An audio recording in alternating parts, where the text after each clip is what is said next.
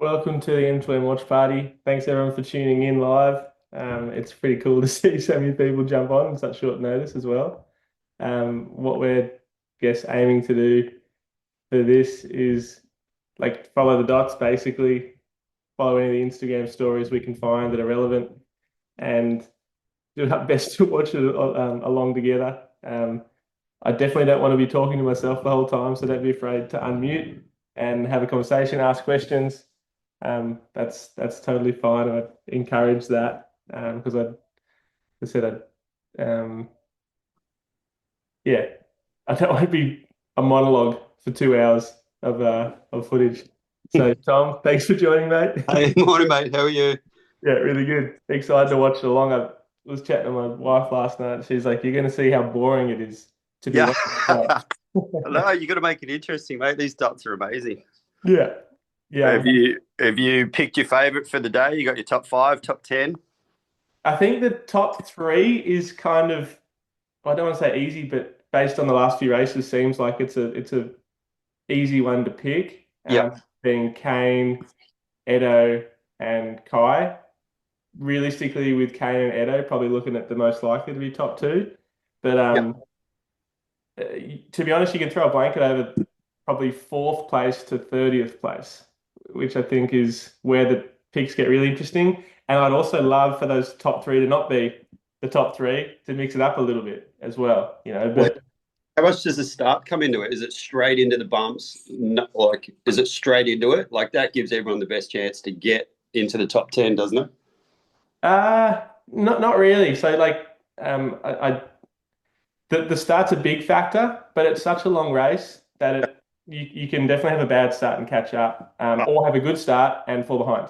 Yeah. Um, I didn't want to talk about myself too much, but I know that last year I had a really good start and I fell behind and lost about 20 places in the middle. So, that's something that I know from experience. Yeah. Cool.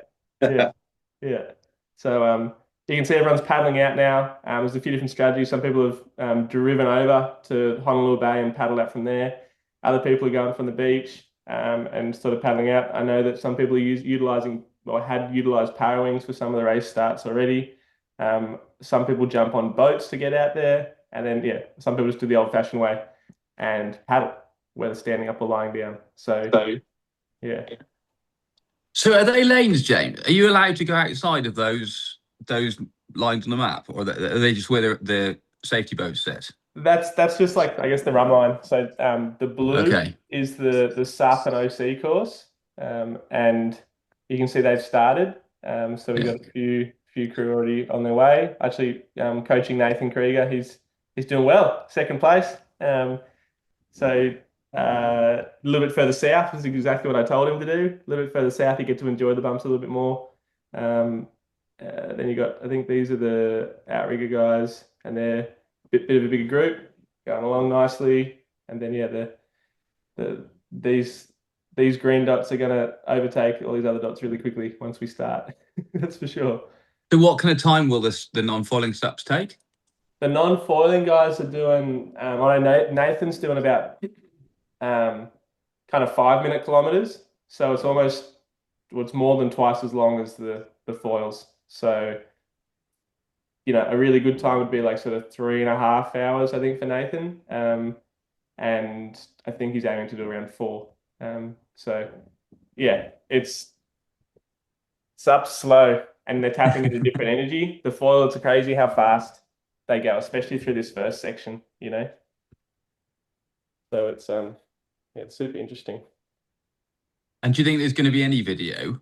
Because Armstrong are filming M2O, aren't they? Do you think there's going to be anything today, or We're unlikely? going to try to jump onto Instagram. I've actually gotten sent a few little bits and pieces on Instagram.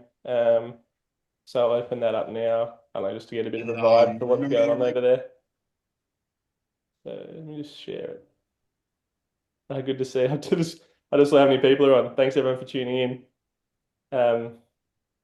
So yeah, this is a bit of footage from the start. Bit of the poulet. You can see the flag flowing in the background. Um, the start line is way out the back there. So the start line from the beach is actually way out here. So there, it's like almost 2 kilometer paddle to get to the Yeah, start line wow. from where they are, which is not what it used to, not what it is on the SUP. On the SUP they just start like right there, and the foil everyone wants really nice condition, or want to give everyone the best chance of starting right away, which is good, I guess. Have they got all the divisions going at once, James? Is there para division? Are they I, staggering or? I think there is a little bit of a stagger between the para wing and the wing foil and the SUP foil. Yeah. But it's all the foils like around that 11:15 to 11:35 kind of start, is my understanding. Online it says that uh, there are um, online says that the SUP foil was 11:15 start, but I chatted to some of the competitors last night and they said it's 11:30 start. So I started this a little bit early, but I figured we can talk about plenty of things before it starts. Everyone can pick someone. Actually, I might get everyone to in the comments just sort of pick who your top five are going to be. I think top five is probably the most interesting because three and men and women I think is an important one as well. But yeah, I think it'd be interesting to see sort of what I what guess everyone. you got to start James, I with. have a question. Thanks for doing this. Do you have any insights on the gear that individual riders are riding, like in terms of the different brands, like how small of wings and stuff they're taking? Like, do you know anything? Like, are there any reports from the ground of like how big the Armstrong riders' foils are and aspect ratios and the code guys and the all the different ones? Do you have any Yeah, insights from I the ground? guess I don't want to throw any brands under the bus here because I do know more than I probably should. But I'll just go Yeah. really vague and I'll say that like to most people are riding under 600 square centimeters. Like I think that's across the Mm-hmm. board. A lot are riding below 550, so sort of in that sort of 500 to sort of 550 square centimeters, and then there's a few, not a lot, but a few that are um, under 500. Even a couple, like I said, I'd say a low percentage, sort of in the low fours. So it just shows how quickly the sport's grown. What, 3 years ago, I was on a 770 for this race, and like, there's no way you could be competitive on a 770 anymore. And is it very relevant to body weight? I It, mean, are the girls or the really little guys on smaller stuff, or is it pretty much standardized across, at a size?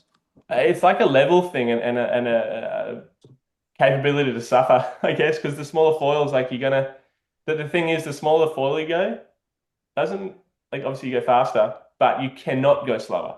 So like if I was to use a sub 500, I wouldn't be able to do a kilometer over 2 minutes. So I'd be like basically locked into sub 2 minute kilometers the entire run, unless I came down. And if I came down, I'm looking at a lot longer to have to paddle up again. So it's yeah, it's it's a high risk, like people are pushing it so hard that they're going so small that they're basically preventing themselves from it's like they're all in. It's go fast or die, you know what I mean? Basically. So yeah. yeah. In addition to the surface area, do you have a range of aspect ratios that people are Hmm. riding on those different brands? It seems like it's between 16 to like 20, like it's and I couldn't tell you exactly who's on 20, but I know there's a lot between that. The aspect ratios are getting higher and higher, and it doesn't necessarily mean you can go faster, but you can get away with a smaller foil and you can basically get that little bit more glide. So it's all about getting like the most efficiency out of a smaller wing so everyone's balancing. Like people want to be able to paddle up, as soon as possible. That's a really important one. Hmm. But then also once they're up, they don't want to be that people don't want too much low end. So if you've got too much low end, you're limiting how fast you can go. So it's this balancing act of everything. Yeah. Um, yeah, let's In, keep the in, in the comments. Keep posting who your top five are going to be. I want to see what everyone's thinking. So uh, one more on that gear. Does it seem like there's kind of a consensus across the field on mass length? There's still people trending towards those smaller, like 75, 72 versus 80 and stuff. Do you know about that? For bigger waters, smaller waters? Yeah, it's the consensus is between 75 and 80. Um, Mhm. but then there's the odd outlier that's a little bit shorter and the odd outlier that's a little bit longer. Um, there's not too many, like 78 seems to be the sweet spot that a lot of people are landing on it. A couple of years ago, everyone was saying, like some people were riding 70s and loving how that was feeling. So um, it's it changes, I guess, and depending on the hardest thing for everyone is it takes a long time to dial in to a certain height. So Yeah. if you had a change last minute, it's a really big one. And that's what I was going to say. This year has actually, I'd say, been the year of the mast, not so much the front wing. All the brands are pushing really hard in the masts and trying to make them as small, fast, and efficient as possible, whilst also trying to make them stiff enough that they're usable. So it's yeah, the front wings are less of interest, I guess, compared to previous years. Everyone's kind of on that sort of high. You can only do so much with a 16 to 20 aspect ratio foil that's around, that 550 to 450 square centimeters. You can't do much more than there's not much Yeah, room for creativity, I guess, compared to previous years when yeah, they you were, can't paddle it up and it starts not holding together, but you can make your mass slimmer. exactly. Yeah. So the mast Yeah. seems to be where everyone's pushing at the moment. You see like, access of the Kaohi mast. Um, at Code, we're trialing a mast over there at the moment. And So tell us your thoughts about thickness versus chord versus stiffness. Where's the gains? Do you reckon? Where are Code going with it? that's where everyone's, that's the question at the moment, isn't it? Because, I guess F4 kind of blew everyone out of the water with that crazy small chord, but not so small, I guess, thickness. It's like 13 or 14 mil, which is like, I think that's the same as the Code Plus mast, but the chord is like half the length. Oh, sorry, the chord is much less. So it's surface area or it's I guess thickness. Because if you can reduce the whole idea of the F4 stuff was if you can reduce the surface area, then you're going to be going faster. There's less drag, and it's just finding that Because that presumably balance. that's a lot easier to model, kind of in terms of on a computer than it because the feel is less important as opposed to a front wing. Um, Look, you still need a decent front wing, that's for sure. But you can Sure. make a front Yeah. wing a lot better with a skinnier, faster mast. That's for sure. Like Yeah. you can, Yeah. the feel that we had when like some of the stuff we've been testing is that when you get a faster mast, you can get away with using a smaller foil. Like the 770 with a faster mast feels much closer to a 680 in terms of speed.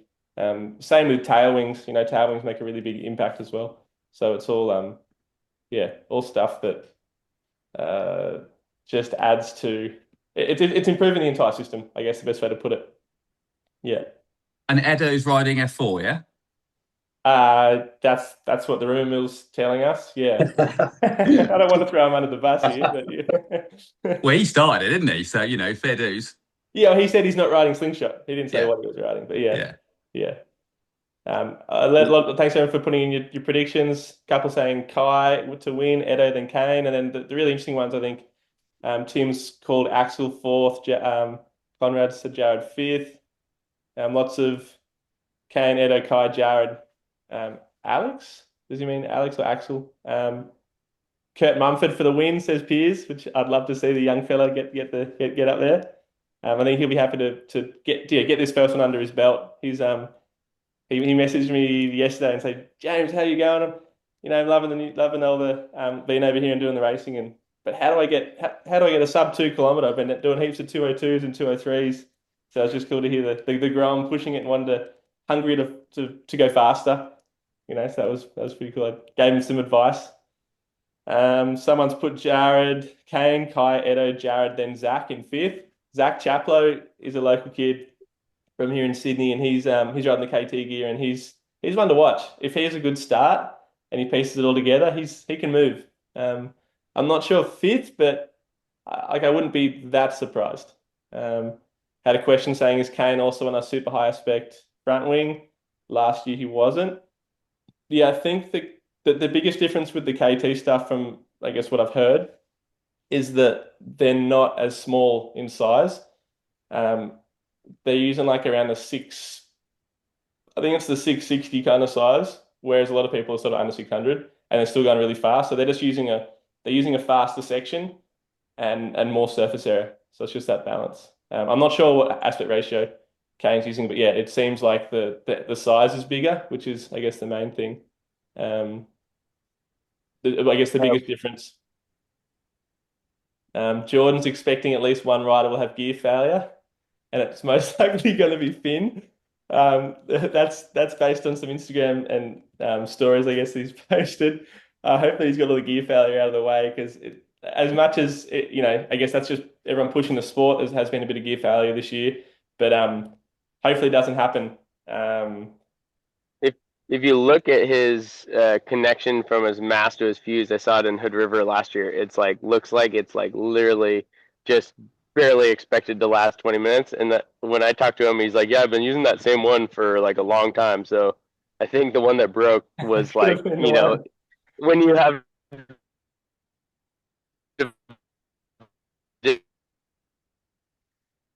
Just losing you there a little bit. Yeah, but when you have a bit of a loose connection, it'll wear down eventually. Yeah, for a it'll be like while. yeah, yeah. It was I, I'm not sure if you I guys saw it. think they're pushing the I'll bring it limits because up. he's a rider. Um, we'll bring up the Did you see Finn was crossing the, I think you say it, Pailoa channel, and he actually broke his mast and lost his whole aeroplane halfway with Cash Bazzola's latest video. So he's positive about patches. he's 6 miles off finishing the Pailoa channel and he broke his mast, lost all his foil fuse tail, and had to para wing 6 miles in, Yeah, which doesn't sound fun on his yeah. belly. I think that's this video. So he's going pretty well until he's not, I think, is probably the best way to put it. Um, see how, okay, some footage of the channel. Um, maybe this isn't the one because, yeah, but the failure, It looks like this is the one. yeah, Yeah, I think it's at the end. yeah, yeah, here it is. Yeah. Just so guys, we have a look at the foil. You can see the system, so it's definitely not production stuff, and you can see there's a few metal parts going on. Didn't see the bolts, but yeah, But titanium stab. Wow. yeah, it looks like it's all going on. I think anything on Instagram's fair game, so we can snoop that stuff. For sure. But, Yeah, James, while we're kind of waiting for the start and stuff, you were saying you were giving that guy tips on going below sub 2, kind of at that plateau. Anything you'd like to share with the group? Kind of going, from that like benchmark at 2 for a lot of people, and then getting below that. We're all not racers here listening to this, but we're kind of interested. yeah, no, I guess the advice I gave him was you kind of just have to you got to pump more and you got to pick your openings to get up and over more often than not, so it's really about not being pushing the limit of, I guess, what's the thing is if you try to push over too often, you're going to go slower because you're going to run into uphills, make a mistake, come off foil. To push into that sort of sub twos, you've got to think about like straight with the swells, like and the direction the swell's going, sort of 5 to 10 degrees either side. That's your scope. If you're any more than sort of 15, 20 degrees off the swell's going to go without you. Obviously, this is very dependent on conditions, and I'm assuming the swells are going faster than your foil. So yeah, it's all about not turning or peeling off the bump too much. And if you surf too much, you're actually going to surf off the bump. And so you want to be going as straight as possible for as long as possible, riding those swells that are much fatter and flatter. And I guess, avoiding the surface chop, which is not ever going to be giving you a, well, yeah, the surface, like the wind chop's never going to get you going sub two on its own. So it's a Yeah. combination of everything. So as you're going faster, you're looking further ahead and you're kind of looking for those opportunities to go through the low sections and stuff. So as you go faster in smaller foil, your gaze is kind of going a little bit more forward. Is that kind of something you'd Absolutely. say? As you go faster, you start looking further and further ahead, and you're looking 2, 3, 4 bumps ahead. If I see a white cap, like a big sort of breaking white cap, 5 bumps ahead, I'm aiming for that, and that's going to allow me to maintain my speed and continue to to accelerate, I guess, consistently. Because if you're just if you're not able to accelerate consistently and you're micro adjusting for every tiny little bump that's in front of you, it's not going to work. Cool. Yeah. Yeah. So then these guys are racing for what, an hour or so? So they got to be able to do that over the course of this whole race distance. So they're like, picking their opportunities to expend their energy. Yeah, exactly. They're longer than an hour. Yeah. It's like at least I think the top guys will be an hour and a half, and a lot of guys will be over 2 hours. For 40 Ks, it's or 44 kilometers. So if you can do 3 minute Ks the entire way, you're doing just over 2 hours.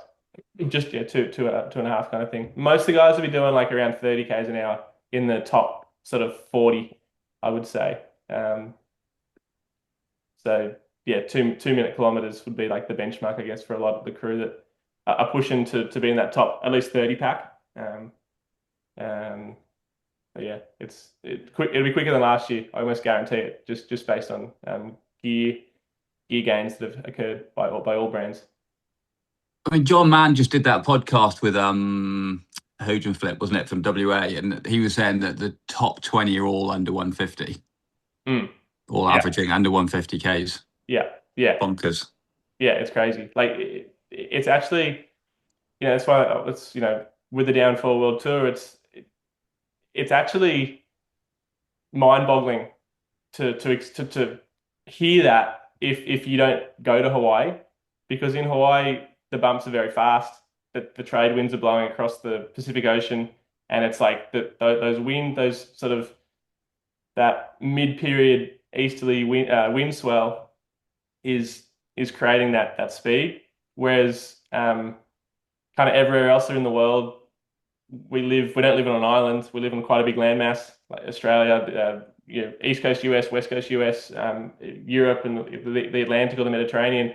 You don't get that consistency of speed. And like, yeah, in Sydney here, we do get fast days, but it's like in a month, we might get 3 or 4 of those days. Whereas in Hawaii, they're getting like last year I was there for 2 months, and every day there were 3 days I'd say that you couldn't do like a sub 210. Every other day it was really fast conditions. So it's I guess yeah, it's just crazy to see how fast everyone's going, and yeah, it's I guess what I was saying before, the Downfall World Tour is about making it a true cross section of the entire downwind foilers around the world, and there are a lot of people downwind foiling in lakes. There are a lot of people downwind foiling in sort of less open ocean stuff, but like sort of ocean but bays, and like so Crozon, you've got sort of kind of like a harbour sort of into the ocean sort of run. Saint-Tropez, you've got it's in the Mediterranean.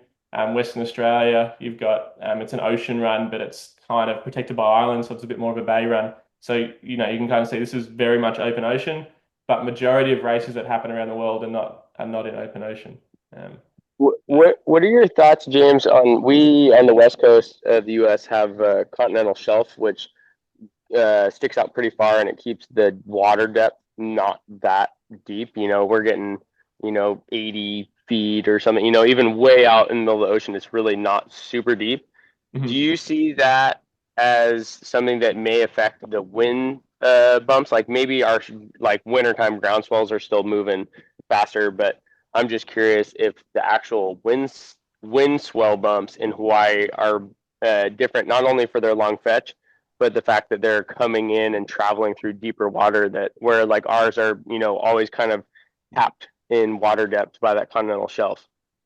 Oh, for sure. Yeah. Depth makes plays a big part. Shallower water. It's like, waves that break are much like they slow down a lot, whereas waves that are out, beyond the breaking, they're even hard to catch. So absolutely, the depth makes a huge factor, and that's the reason that the Kaohi channel M2O is the fastest race, because you're in very deep water for majority of the race. And yeah, it's there's a lot of things that play into it, currents as well. Yeah, swell size, like height, period, and then yeah, the depth, and yeah, so it's um in saying that, like, you'd be surprised what these top guys would do on your local run. Like, you Yeah. may say, oh, the fastest you can do here is a 210, and then Kane rocks up and does a 130. Like, they're actually tapping into completely different things, like stuff that you can't even see. So, whilst, whilst there are limiting factors, there's also, there's also stuff going on that, And like, just these top guys are technique, tapping into different techniques. stuff altogether. Yeah. Yeah, I was did a Hood River run with Kane, and he was just cruising with me, and then he wanted to go film Gabby, who was like a mile ahead, Yeah. and the ability for him to get within like an inch of the surface and just do these crazy pumps, he accelerated away like he was a sports car, and just like I was blown away. I'd never seen anything like that acceleration, and I was like, oh, okay, this is different. Yeah. That's not even in the same sport. Yeah. Yeah. It's the thing that the top guys can do so well is they can make a small foil go slow by putting it in the right position. And then basically they can then pump that foil faster than the bumps can go. So in Hood River especially, if you're not using the bumps, you're using the speed of your foil, and if you can generate your own speed of the foil, you can pump through all that stuff, Mhm. which is wild. That's what I'm saying. Like, the top guys will find a way to go fast if they need to go fast. Um, we're just coming up to what I thought the start time was. I think it was 11:30, so it's 1 minute to the start time. I've just sent a message to make sure everything's on track to some of my people. Um, so yeah, we'll keep an eye on it. Not that it's going to change too much, I guess. We're still going to be, it's like we're going to have footage all of a sudden, but just messaging, double check. Control we have over the dot vision or whatever. But it'd be really cool in these races if we could overlay like the visualization that they have on like iKitesurf or whatever that shows the direction of wind and its intensity and stuff, and see where people go. Yeah, I could just bring it up now and have a quick look. I think that the live wind maybe Yeah, there's one of them that shows like the meters, and then it also shows just all those little lines and stuff, just to see where people go. Yeah, yeah. Oh, I like it looks the pretty arrows a good. bit better. Yeah, yeah. It looks windy around the corner, and this is the one that always, scares you. The one that's Yeah. facing the wrong direction, because what will happen is the wind comes basically through the valley, and if it's too north, it'll be coming through the valley more, and it comes back around and at you in your face. Not too. That's still, I guess it's in the morning still. It's before midday, so you'd expect these 17, 19s in an easterly direction to fill in. Yeah, that can happen. That's not unheard of. You get a backwinding. But the good thing is, like, even on the foil is like a little bit of headwind, but the bumps are all running the direction that you want to be going. Worth probably going a little bit through. So the for those that haven't done the race, the Pailolo channel is sort of one section, and then the what was it, Kaohi channel is another, and the conditions couldn't be more different.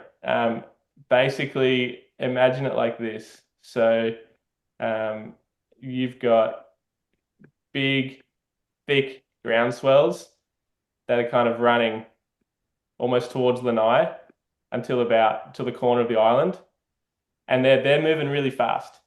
And then as you sort of get to the corner, the Kamalo buoy, the bumps basically, well, you've got to start to hook in, right? You can't keep going towards Lanai. The wind sort of tends to feel like it's coming a little bit more offshore here. Um, but it's more because you've actually got the angle of the coast changes. So you were going along the coast this way, and now you got to change the corner and turn that way. So because you now have to turn sort of a little bit to your right, it feels like the bumps are, or the wind is in your face. What also happens is the period is a lot shorter, and basically you get really clean stacked up bumps for this last bit.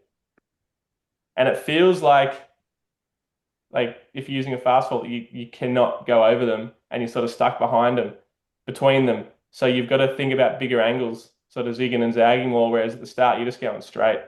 So that's a real tricky part with this race.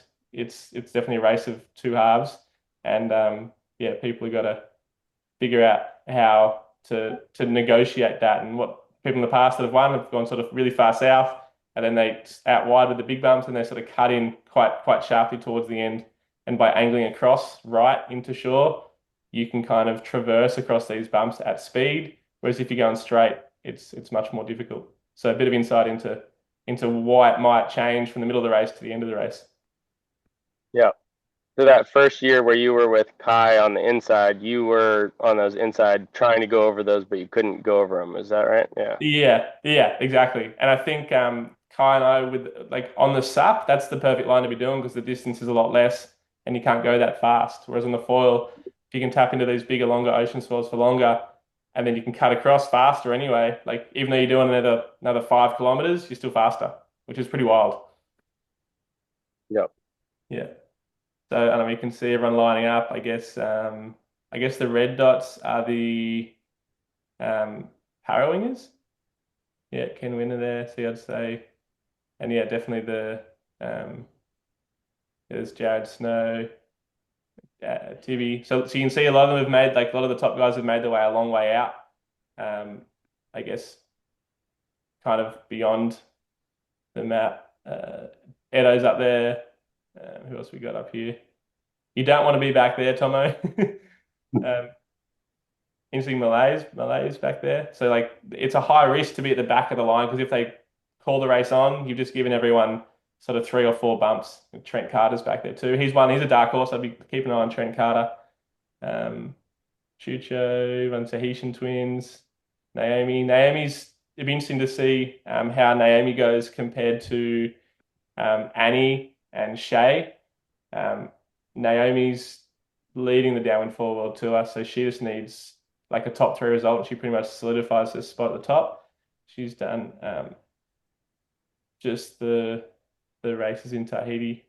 We got Melvin, Army Armstrong. Who else we got? Luke Atkinson in the middle there. Finn, Jeffrey, Kissa, Kai Lenny. Okay, so you can see all the guys that are serious are right at the front, right? And the guys at the back. Kurt, got to get forward, mate. You don't want to be sitting back there. I mean, sometimes those dots lag though, because like when I was watching you the other year, is like sometimes they'd be lagging, then you just jump way forward. For sure. Yeah, I hear that. Last year I actually started a long way further in because I wanted the space as well, which anyway, there's lots of different, you can have a really good start being close, like at the front here. But see how packed, like how crowded it is. Like one bump and you got to run into someone. It can be pretty bad, I guess, if you're too close to other people. And sometimes the benefit of being a little bit further out in the bumps is like lost. You're better off just being like in your own space down here and sort of not having that risk of running into someone else, basically. Nick Capullo.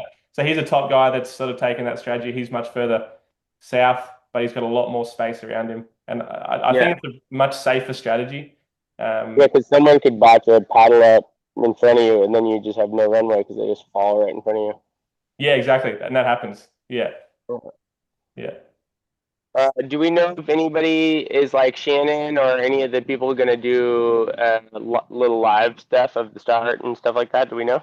No, no, we don't. But I tried to ask around yesterday. I know Alex, who's like a photographer, over there on the Downwind 4 World Tour, is taking photos on the media boat, and I've asked her to update It us looks when she it can. looks like they're starting because people are they're moving. Yeah, yeah, it's all going. It's about that time, they're only 7 minutes over from what it was supposed to be. So Yeah.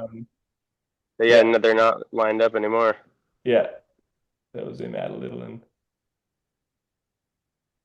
Tylene's had a good start, which I guess like you said, it lags a bit, so we kind of won't really see. Oh, Kui down here, Zach Chaplow. So he's a good. If Zach's had a good start, he's going to have a good race. Jared Snow, Pace, Jeffrey, Andrew, yeah, all the top guys. Axel, Gage. Gage is one to watch. I wouldn't be surprised if he was in the top five. Nick Capule. Yeah, so you can see he was down here, and just a dot lag. Yeah, okay, cool. This is my first dot vision viewing because I'm normally in the race. Yeah. So Edo's really far north. I'd expect him to sort of, ride south of this line as the race went on. Yeah. But yeah, cool. We're underway. I've just got a message. I can only host 99 participants, and we're at 84 already. So thanks everyone for tuning in. I didn't expect so many people.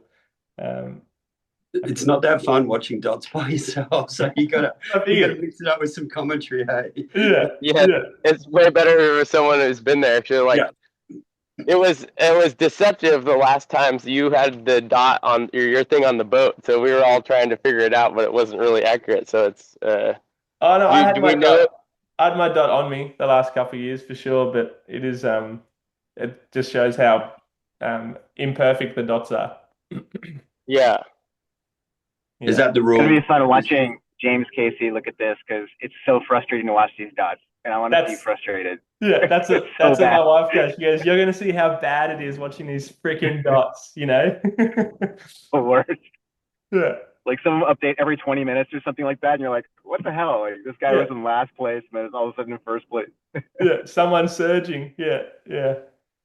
You can favorite your top five people, James. If you put a heart on them, they stay flagged.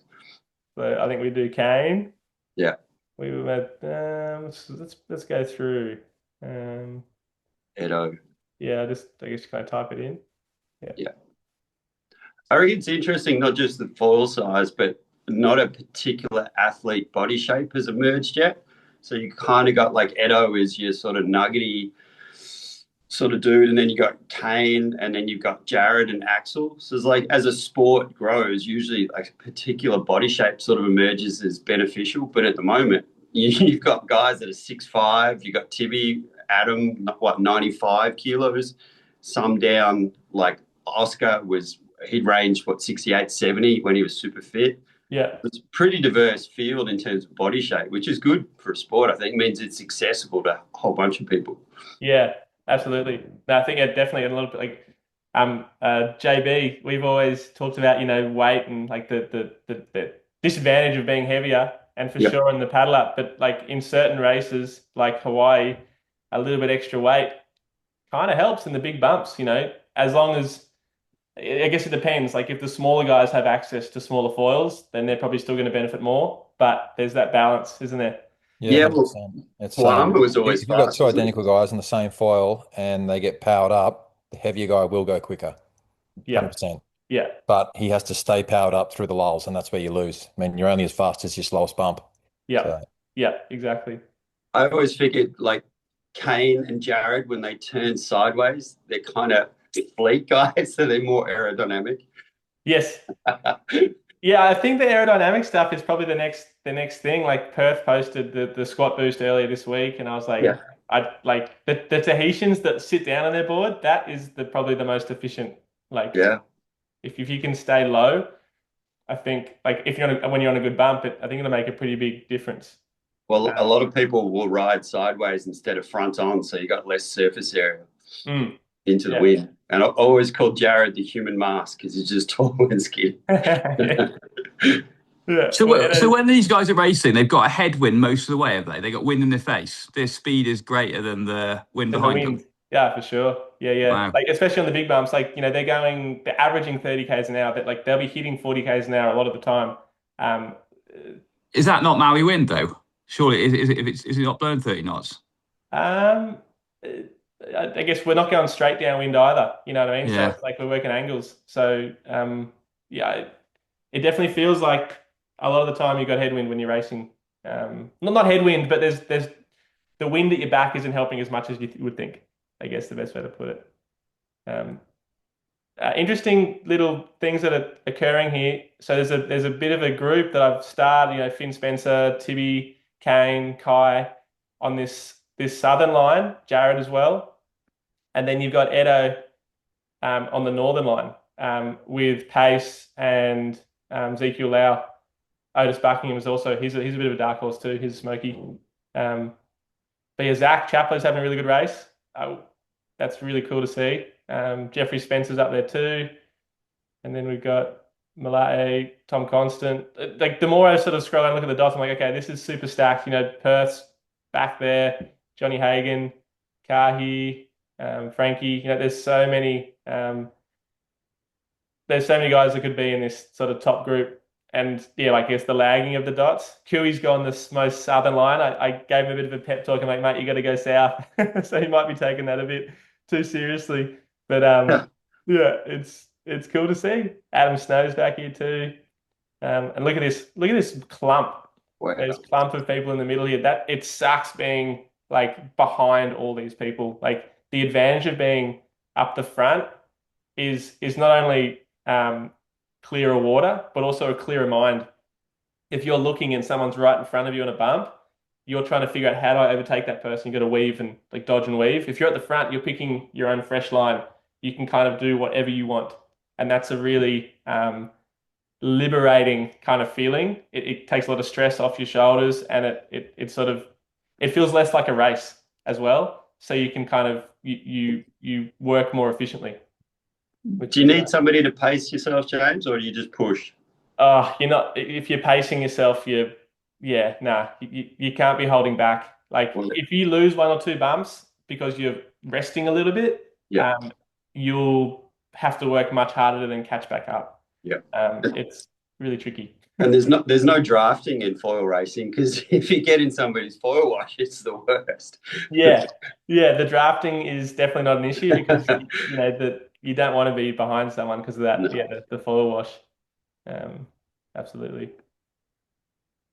Yeah, so Tivy's having a decent race, but yeah, look, you can see Kai Thompson's at this stage of the dots has gotten ahead of Kane, but I think it's probably just a lag in the dots.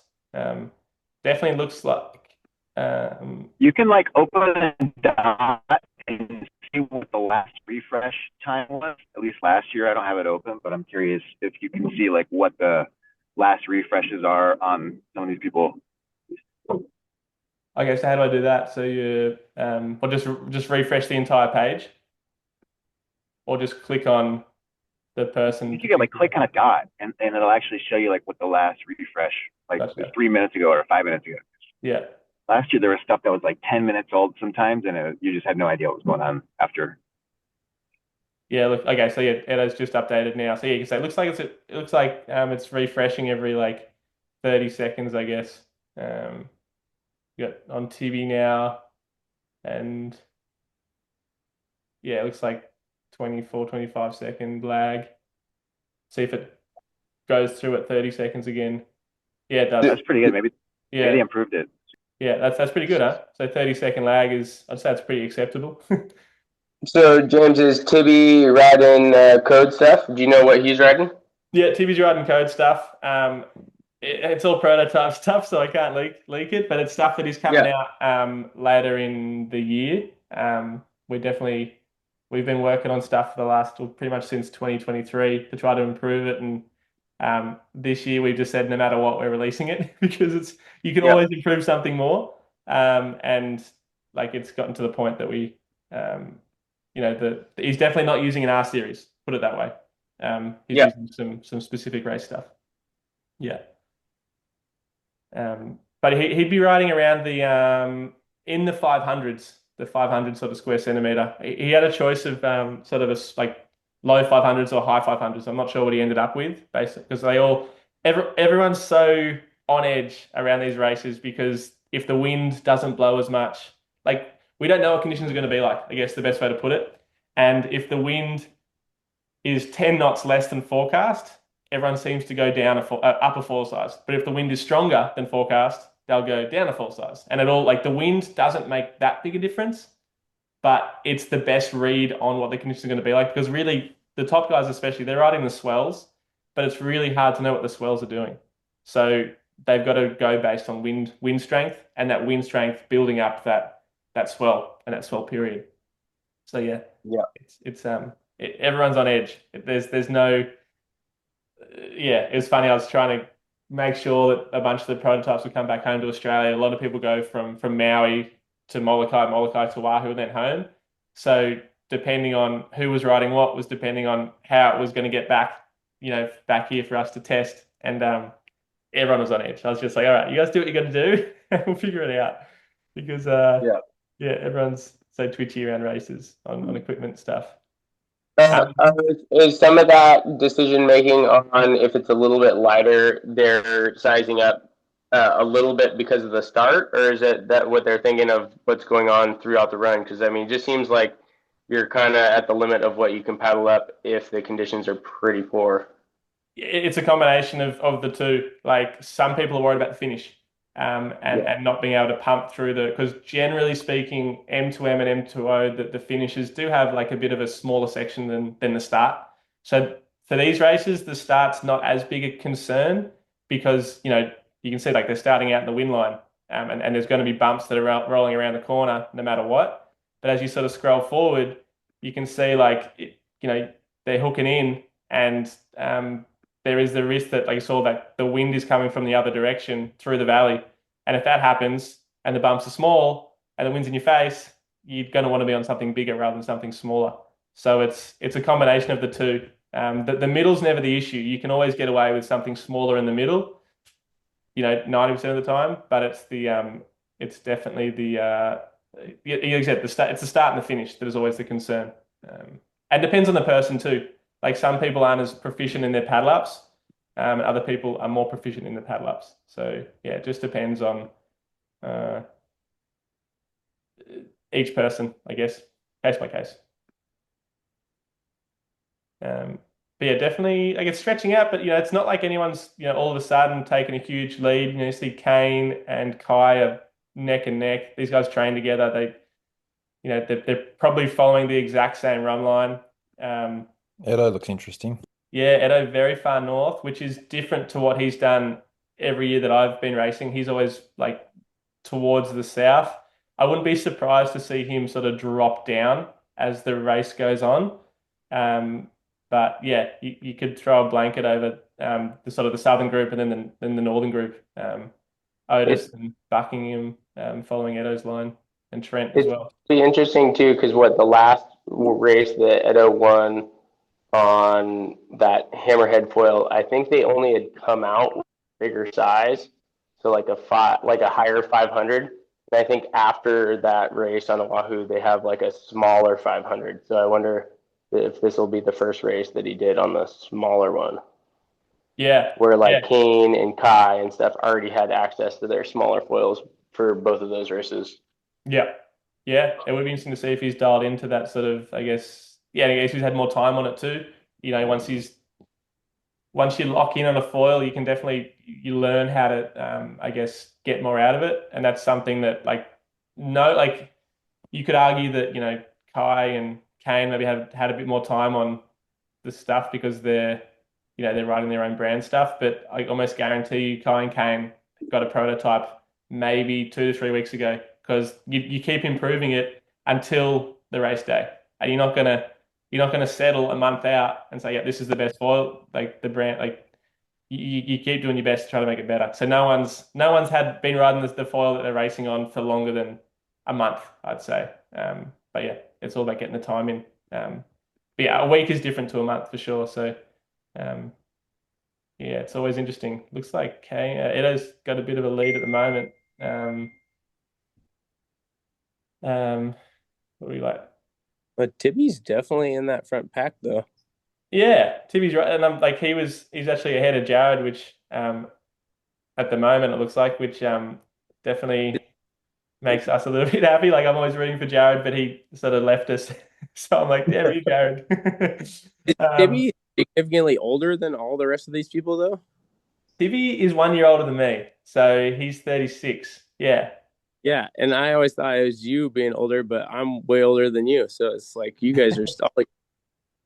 yeah, yeah. So Okay, so he's not that old. I was thinking he was older than that. he's got a bit of an old head on him, Tibby. Yeah.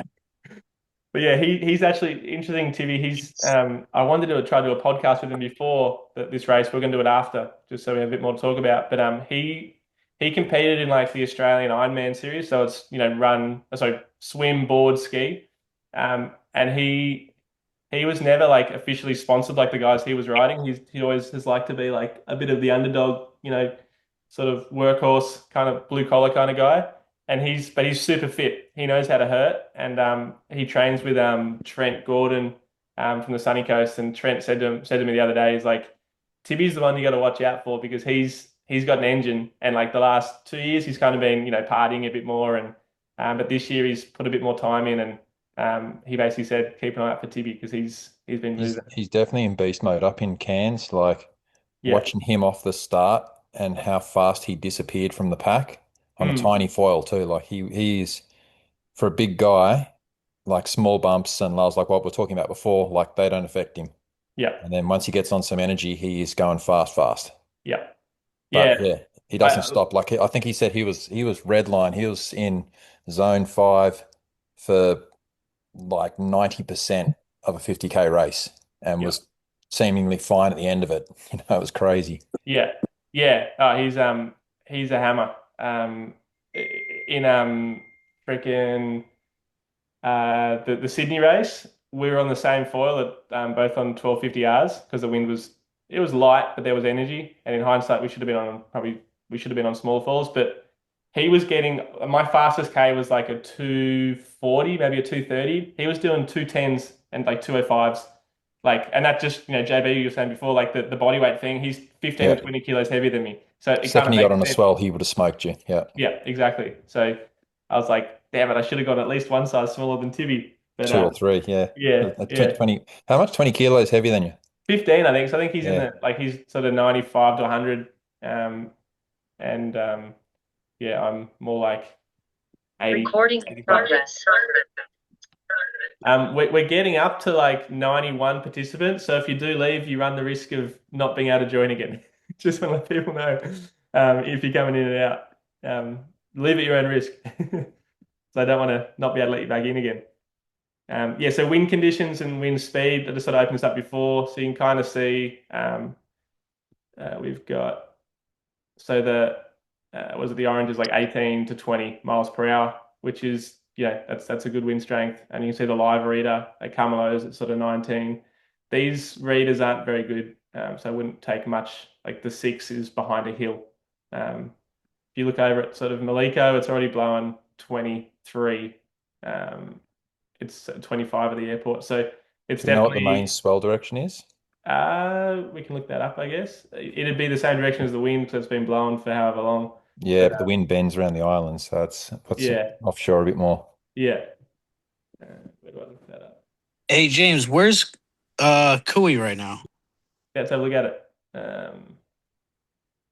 Kiwi was further south, and I'll just have to look it up from this side one, I think. I think he's doing Maui to Lanai. Yeah, that's what you want to be doing. Like that's the fun run. One man race. Kiwi's he's bloody. He's gone back north, which is He's not a pulled good back thing to up, be he got doing. scared. Yeah. Yeah, He's so added- that's a bad thing to do. Like if you're south of everyone and then you hook really far north, I wouldn't recommend that. That's bad racing.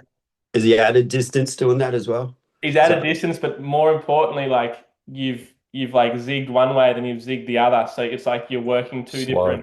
different angles. Yeah. To be the further south and then well and truly in the middle of the pack is he changed his lines thinking it wasn't working, I guess, unless the dot just wasn't working. But yeah, It looks like everyone south now would have joined yeah. him. Compared to the line, like you can see Edo's starting to drop down. Let's just zoom out, see exactly where we are. Yeah, we're still kind of well and truly in that Palolo channel. But yeah, Edo's definitely dropping a bit from the. I definitely like this orange line. Definitely is not the line that the foils are going to be taking. That's very misleading. The only thing it's good for is just to show the finish. It's out at the end of the channel markers, not in where everyone else finishes down by the pier.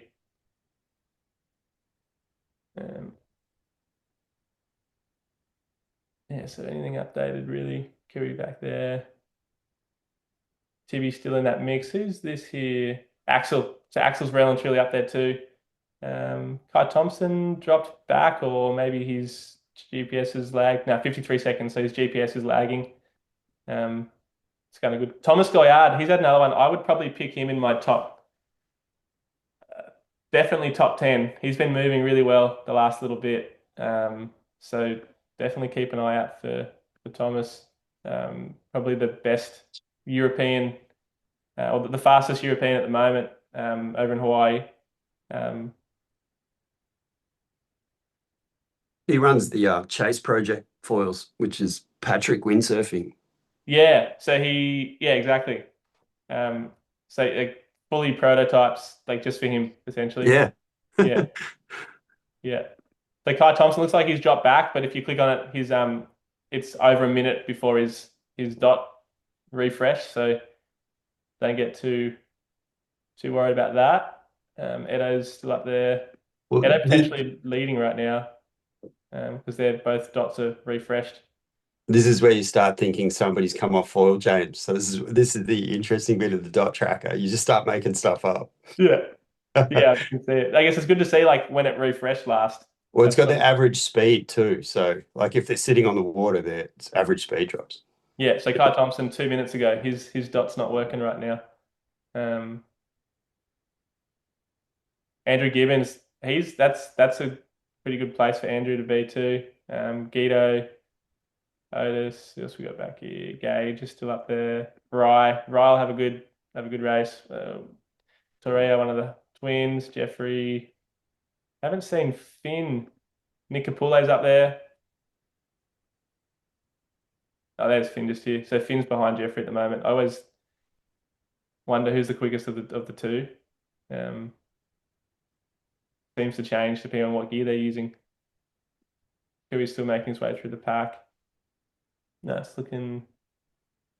Oh, Kailani. Are there any females in that top 30 like Annie? We should actually, let's look up that. Let's have a look at the girls. So let's go Annie. Let's see where she's at. Yeah, so Annie. Interested to see where Perth is as well. Yeah. Let's go Perth. Yeah, so he's sort of just ahead of Kui, it looks like. And he's refreshed recently, so 20 seconds ago. Tom Constant, Perth, Cole Wiley, Kai Lenny, Rye just ahead, and the twins ahead too. Not too bad. Let's have a look at the girls. So we had Annie. Annie beat Josh, or beat a lot of the men in Paddler. So don't. Oh, Annie just next to Jake. Jake Daly's a guy down with a lot here, so that's a good battle going on. Let's have a look at Naomi. Hey, James, can you go over Finn really quick? Yeah, Finn was up here, so Finn's just here. I think he probably hasn't refreshed for a while, 2 minutes ago, so I wouldn't be too worried about Finn. But yeah, Naomi looks like she was back here somewhere. And Shay Fowdy, she's another one to watch. She'll be probably top 5 of the women, almost guaranteed. Look at Katie Baxter too. There's Naomi. Yeah, so Naomi and Shay look like they're super close. Katie's a long way north and a bit further back. But definitely, having a decent race. She's up and going. Got a few crew that are Jeff Chang, legend, the man himself, Tiago, Portuguese Tiger. No, it's all looking pretty good. Jacko. Bullet. I used to race Bullet Obra on the SAPs. So cool to see him in foiling. Hey, Bullet Obra and I actually did in like 2016 or 2017, we were in Hood River and we were doing some downwind fall runs together. We were the original river rats, but not many people were foiling then. But yeah, it was cool. Cool to see Bullet back on the foil. Yeah, let's go back to this run, eh? So Kane and Edo, sort of as we all kind of predicted. Ty Thompson's dot is well and truly lagged. Sort of 2 minute sort of thing. Looks like Tibby, he's right up there, huh? Is Tibby coming third? Yeah, that's cool. Smoking. Yeah. He's so freaking Hey, fast. Hey, James, is Nate Florence in this race? Yeah, let's have a look at where he's at. I think he was. I guess this is the best way. Let's type it in and have a look.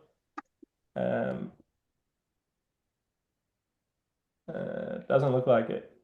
Unless it's just Nathan, no Florence. Could be. Undercover. That'd be the only way to find out. If people want to look at we can sort of like I sort of had the idea of sort of scrolling through Instagram and seeing if there are any updates that might show kind of what's going on. But yeah, like you can see that's the start. But if anyone does see any interesting stuff on Instagram, definitely send it through to me. We can all have a look at it together. I don't want to scroll through and think it's better to watch the dots as it unfolds than scrolling pointlessly. But if anyone does find something good, let us know. And I'm just going to star Annie so we can see where she's going to follow the women as well. Shay. Who else? Tomo.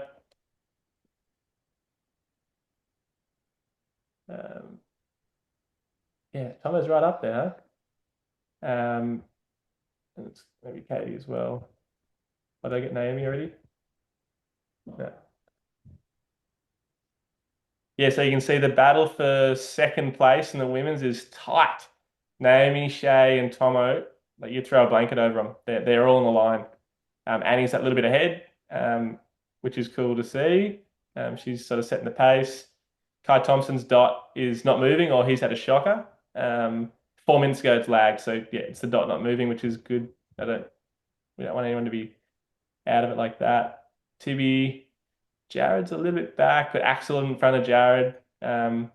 Rye, the twins, Gage, Nick Poulet, Guido. Where's Andrew Gibbons? He was right up there before. Should probably star Andrew as well. This is better than I thought it'd be. Welcome to our world, Jimmy. You got to make a call now, though. You got to say who's going to win it. I can't make a call. These guys I compete with all the time. They'll watch this back and give me a hard time. Well, from what you see, hypothetically, who do you think's got the best line here? Oh, look, I'm always where Edo is, and I wish I was where Kane was. So, Right. like, not at the front, but like in terms of too far north. So, I really like where Kane, Tibby, Jared are at the moment. And the reason that is, even though like it's further distance, I sort of try to draw, I guess, why I think this is a better line. Because once you hit about here, the bumps kind of wrap, they're smaller, like I said earlier, and they kind of sort of wrap in. And you kind of feel like you've got to cut out. And to cut out is much slower because the bumps are wrapping in. It's kind of like the bumps are doing this. Yeah, like that. And if you're going this way versus, is that the right? Maybe it's the wrong depiction of it. It's like That makes sense. yeah, No, you had it right the first time. yeah. But yeah, it's you like want to be turning right with the swells rather than what it turning feels left away like from is that if you're going this way, you're going backwards. But if you're going this way, you're going much faster. So it's like if you're further in and you surf further in, you're gonna have to start to head out again. Whereas if you're like out here and you surf in the whole way, you feel like you're moving the entire time. So you do not want to be too close to Molokai because you could always be out here and still surf in. You start matching the swell direction as the swell wraps. Exactly. Yeah. Yeah. Whereas Much faster to go with the swell than across it. exactly, because if it's this way and then you have to go like behind them, it's no good. How big was the swell today to wrap in? Is that a factor? It's all wind It's swelly Hawaii. There's stuff. always Is swell. it? Yeah, it's like summer honestly is like it's actually kind of flat, the swells, like almost every time. Like it looks like the power wingers just have started, or the wingers. The wingers looks like because we've got Bobo Gallagher, and that'd be a good sort of side one to watch as well.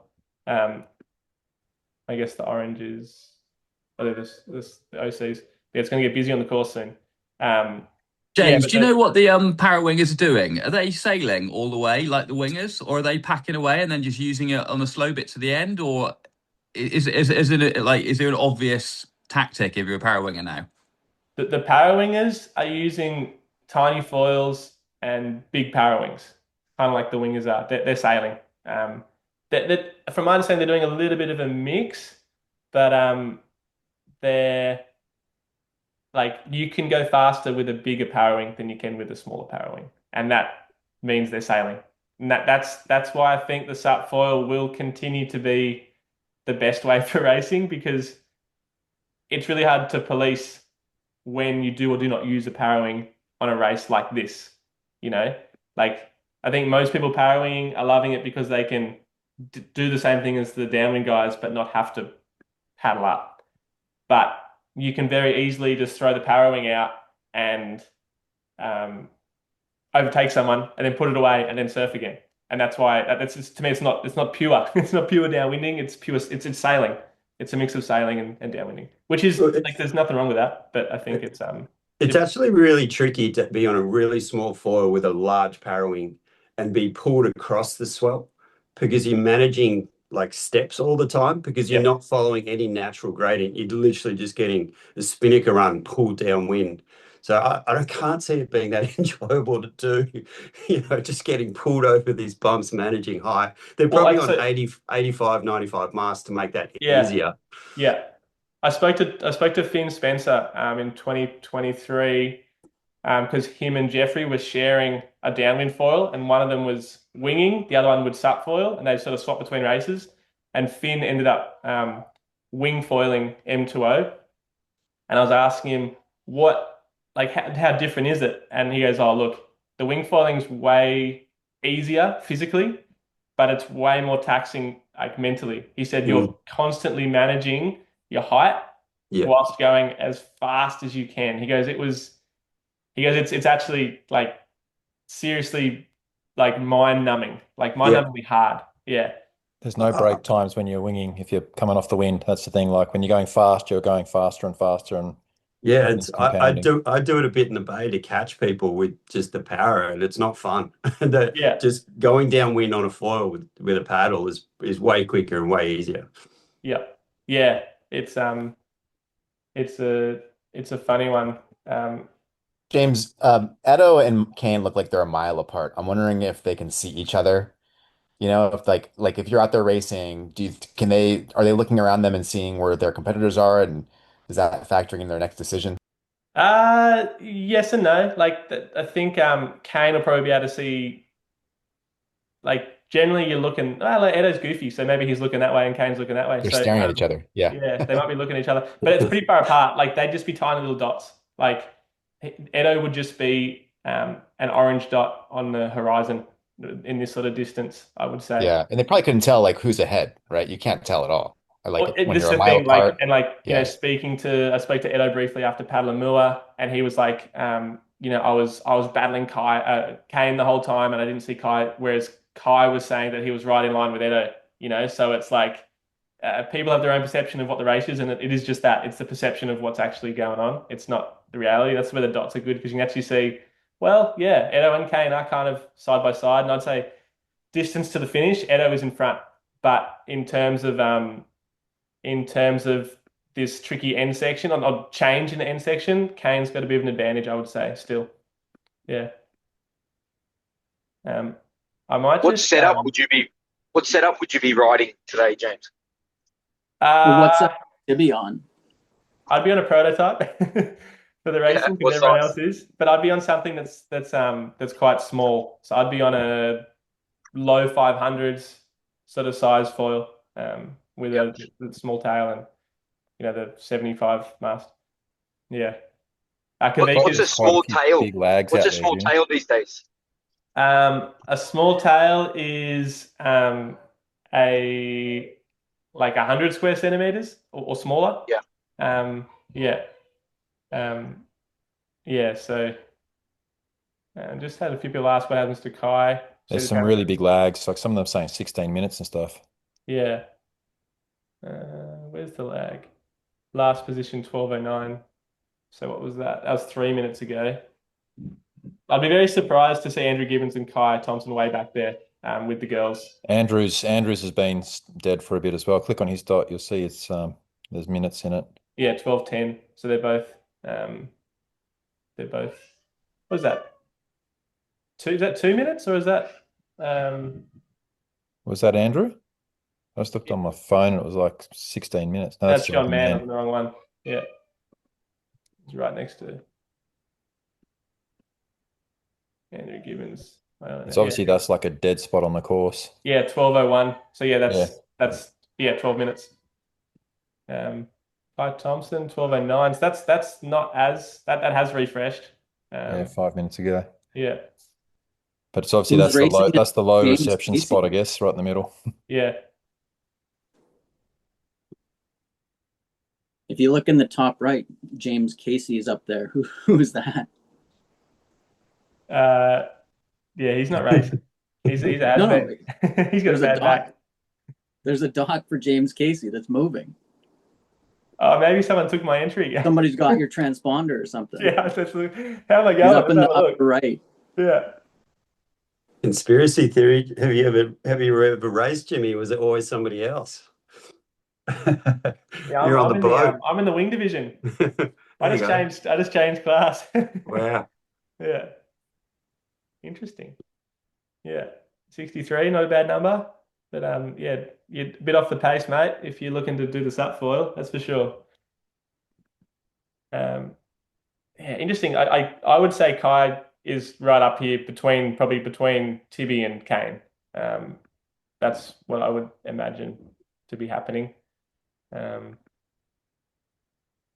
Jared, Axel, still Rye, Malay still right up there still, Gage, Nick Poulet, the twins, Thomas Goyard, Jeffrey and Finn. Brotherly battle going on in the middle there. That's very good. I love to see that.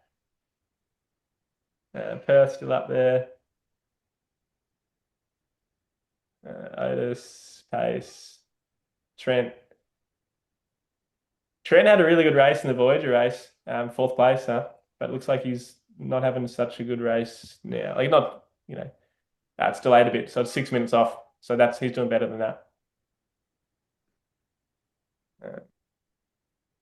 A few questions. There's still chase boats in amongst the races, or is that the other race where the boatways can mess people up? But there are still like media boats and a few like safety boats going on out there, but they're not really messing people up.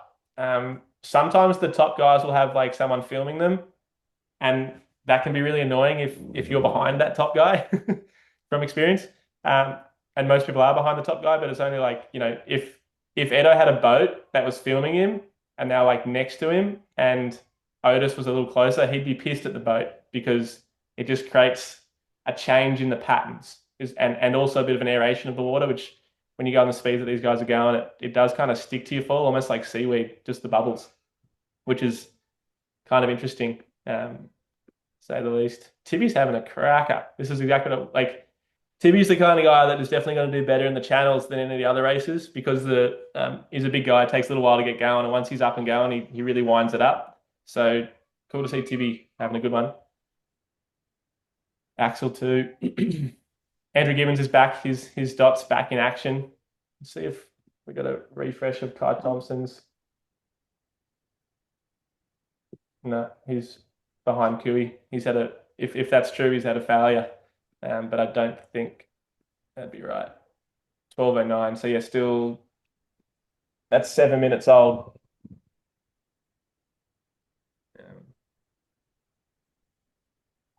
Is this the fastest point of the run, James? Yeah. For me, it has always been faster for the first half. Yeah.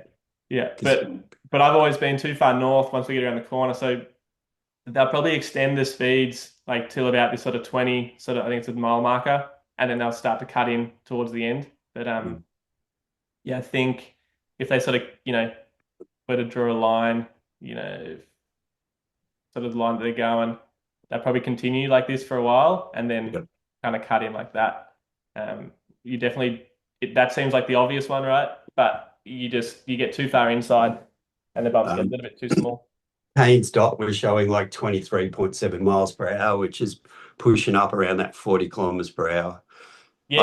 I don't know how accurate the speeds are, but if you click on his dot and then it shows he'd be going faster than that at times, I'd say. Pending, the size of the swell out there. Edo's looking like he's kind of got a little advantage right now in terms of like, distance to finish. But like I said, I'd still probably prefer to be like Edo sort of needs to be in front because he's further north. Well, Kane's dot just updated now. He's in front. But yeah, looks like they're neck and neck, basically. Guido making a bit of a surge. Obviously Kane, Guido, Kai have probably done the Pailolo more than anyone else in the last sort of couple months. So I think Guido's definitely one to watch as well. Guido's been escorting a lot of crew, so he knows the bumps really well out there. I wouldn't be surprised to see. Edo Quadzilla going to monster his way in on the tiny inside bumps. Yeah, for sure. But everyone's pumping a lot, and you don't want to have to rely on your own pump solely. That's for sure. But yeah, if anyone's going to do it from the inside, it's definitely going to be Edo. He's Quadzilla, as Aaron said. Yeah. I might just take the moment to get a bit of a screenshot because I don't think I've ever had this many people on watching anything. And there's 4 pages of this.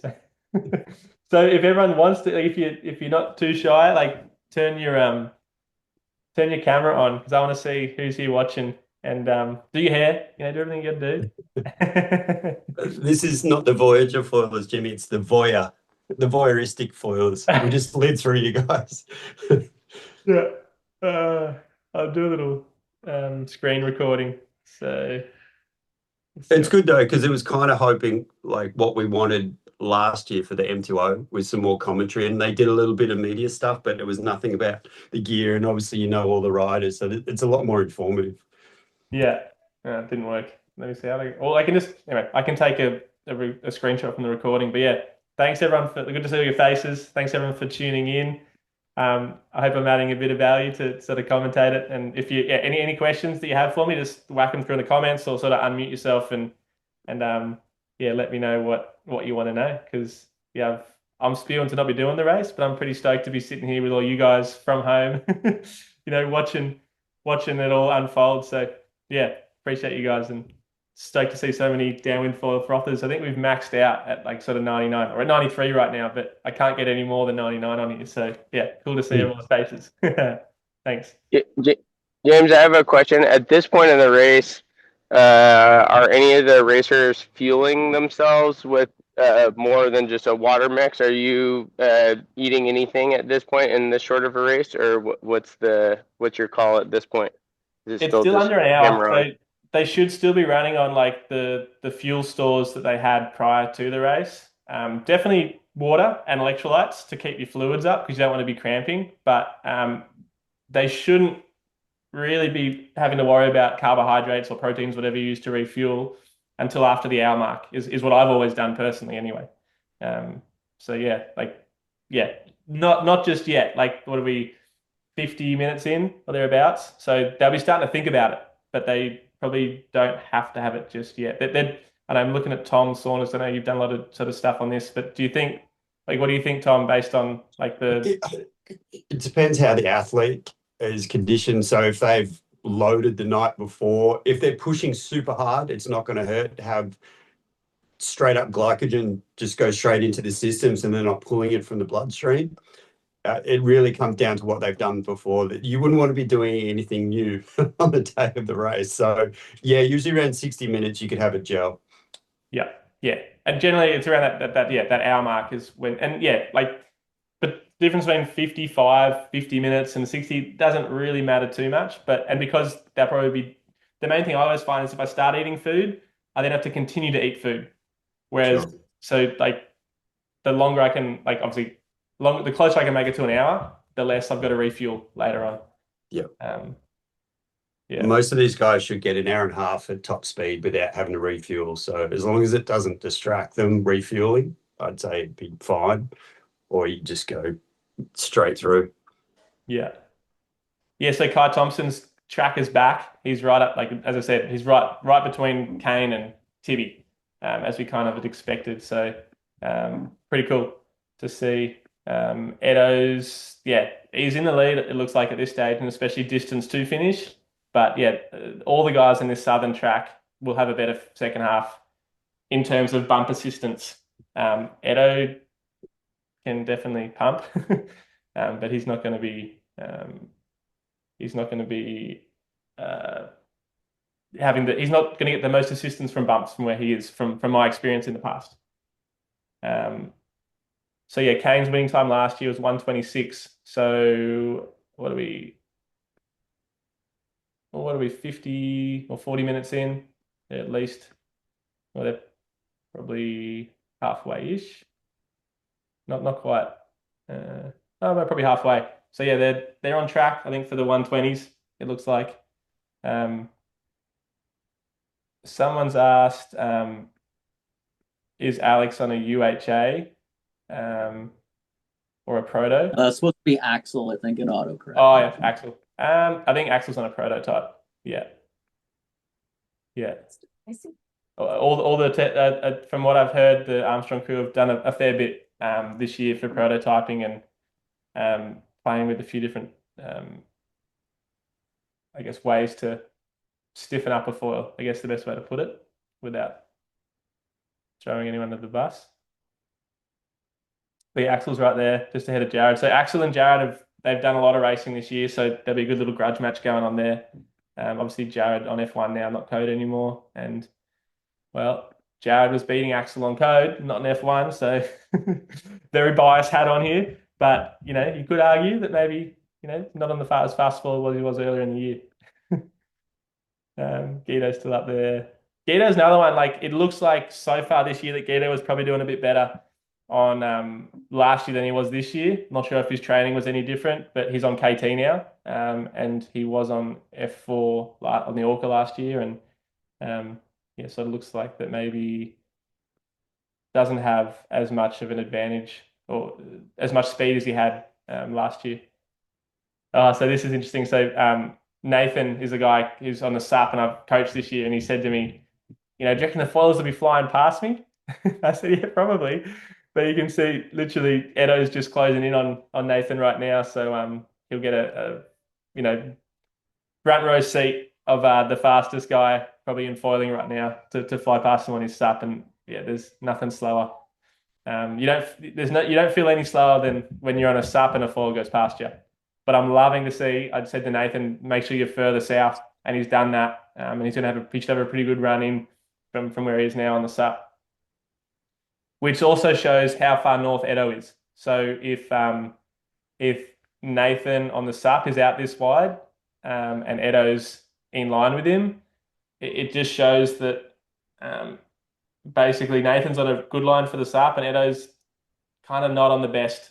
I'm not saying it's going to hurt his result, but I think there is an advantage to be further south at this stage. And you can see Edo's the outlier right here, which could be the winning move, or it could cost him. Even Otis and Trent have sort of tracked a little further south now, which is interesting. Let's have a look back at the women now. Annie's still out in the front. Naomi sort of cleared pretty much into second. And although her track is about 6 minutes delayed, it looks like Shay also tracker delayed. It must just be that part of the course, huh? It's like in the middle there where they're furthest away from reception, so probably makes sense as to why there's a bit of a lag there, but just factor that in. Then Annie Reichardt, hers is delayed too by 6 minutes, so I guess they're all probably pretty.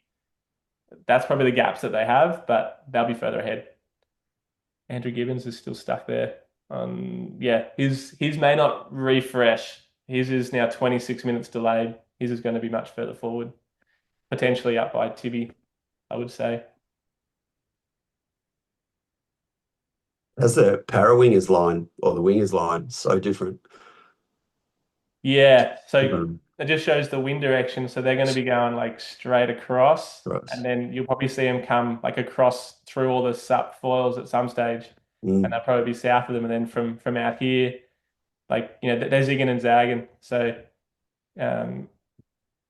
like this, then like this, and then like this, probably to the finish is probably the course that they're going to be doing. Maybe a little straighter than that, but yeah, whereas the sort of sup foils are kind of much straighter like this. They'll also have the wind start bending around Molokai too, so they can change that port tack to straighten out a lot more. So yes, they'll hit a very north line on starboard tack, but then by the time they get there, the wind will start bending around the headland, which means when they go to port tack for that run, it opens up, so they get like a massive lift or more like a knock, but it works in their advantage because they're going downwind. Yep. And it opens up, so rather than doing like a 90-degree tack, which they'd be doing more than that, it turns into like a 110 or something. So yeah, it just makes it a much faster port tack if they go closer to land. Yep. Yeah, makes sense. It's the sailing stuff is kind of cool, and I've actually I've said in the past, but I'd love to do a couple, sort of downwind or even just like upwind downwind sort of wing races, because I think you'd really get used to the speeds that Kane and Edo are doing quite regularly over in Hawaii. With the conditions like not as fast, in other parts of the world, I think the only way to be able to feel those speeds underfoot is being powered up by a wing, a power wing, even jet ski. Matt Davies later on set the record for the fastest towed foil, and he got like 81, 82 k's an hour, and completely blew up after every single attempt because the amount of pressure on the tow rope, and then when he let go of it, just like sort of he was bounced along the water. So yeah, to get those speeds is cool, and that's, I guess, winging is one way to do it. We've had a few questions. Just battle the old blokes. How's Dave Kassang going? Good question. We always want to see how Kiss is going, and Kiss is always battling with Army, so we might just give him a start and have a look where Army is as well. Ooh, it's tight. That's cool. Love it. We love a good battle. So I'm not sure if they're both updated. No. Army's is 20 minutes old, and Kiss 25 minutes. So maybe Kiss is in front of Army, but we'll probably know more in a little bit. And a little update in the front pack at this stage, kind of much the same. Tibby's fallen behind a little bit, unless his dots. No, he's delayed, 10-minute delay, a 20-minute delay actually for Tibby. So I'm hoping he's still up there, sort of between Kai and Kane. Hey Jimmy, Go get a drink. Yeah, just Dan. in the bottom right corner, hit back to live. Yours needs to see that back to live Oh, button. Yeah, that's it. Gotcha. But Tibby's hasn't updated for a while. Yeah. Oh, so Kai's taken a bit of a lead over Edo. What's going on here? So they've still got that mid-channel funk on the trackers, though. There's some people right back, hey? Yeah. Yeah, I wonder when it'll sort of clean up again. This is, I guess, I can see the frustration from crew at home in the past. Yeah. Interesting. Well, we can probably still have some decent, maybe look at the wingers now. Livio looks like he's got the lead at the moment. And the dots are still pretty good for that. Robert Click on Stelling. his dots so we can see the speed he's doing. How quick's he going? That's a good He's point. smoking 24.4. Wow. That's good. Yeah, he's holding on. I think Livio's on Axis stuff too, so he'll be going quick. He's pushing the limits for sure. I think he's on an SIC wing, but realistically, they're all using massive hand wings, like just completely maxing out the speeds and yeah, tiny foils. So I wonder where Bobo is. So James, when you say tiny foils, are they on the same downwind proto similar things, or are they just on much smaller foils again? Honestly, I wish I knew more. Probably more in the 400s. Yeah, that'd be like the smallest of the downfalls. So, in terms of like around the grounds, who's riding the smaller stuff and the downwind stuff? It's the twins. So, where are they? But Yeah, presumably on a wing foil, you don't need any bottom end. So that presumably the design changes a bit to just give you speed and top end control. yeah. I think a little bit, but definitely for like the course racing. But because this is like downwind as well, and the wind does change a fair bit, and the angles change a fair bit, I think they do still want to go as far downwind as possible. So having a downwind like higher aspect foil does benefit them a little bit, especially when the wind dies towards the end. Like I've seen um, like a graveyard of wingers in this sort of 24-mile marker in the past, like just floating, paddling on their stomachs. And if they're on higher aspect glider foils, they're going to have more chance to get through that. And because the channels are such a long race with varied conditions, the higher aspect race stuff I think is beneficial. But I'm no expert in the wing stuff. I'm not going to pretend I am, but that's just that's I've seen in the past. The wingers have like, issues because of wind drops. So yeah, I think looks like these guys are they're back live, and they're sort of Kane's currently moving faster than Edo, if these numbers mean anything. Kai's moving faster than both of them at 23.7 at that particular moment. That's hooking. Guido's sort of same as Edo. Jared's moving. Where's Axel? James, it looks like you've got a dot in there somewhere too. Yeah, I'm right up there in the wingers. So someone's taken my tag. Yeah, I think I'm back here somewhere.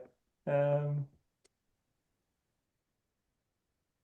was I? Anyway, I'm on the course apparently, but I'm not. I'm sitting at home in the cold in my hoodie next to the heater with a sore back.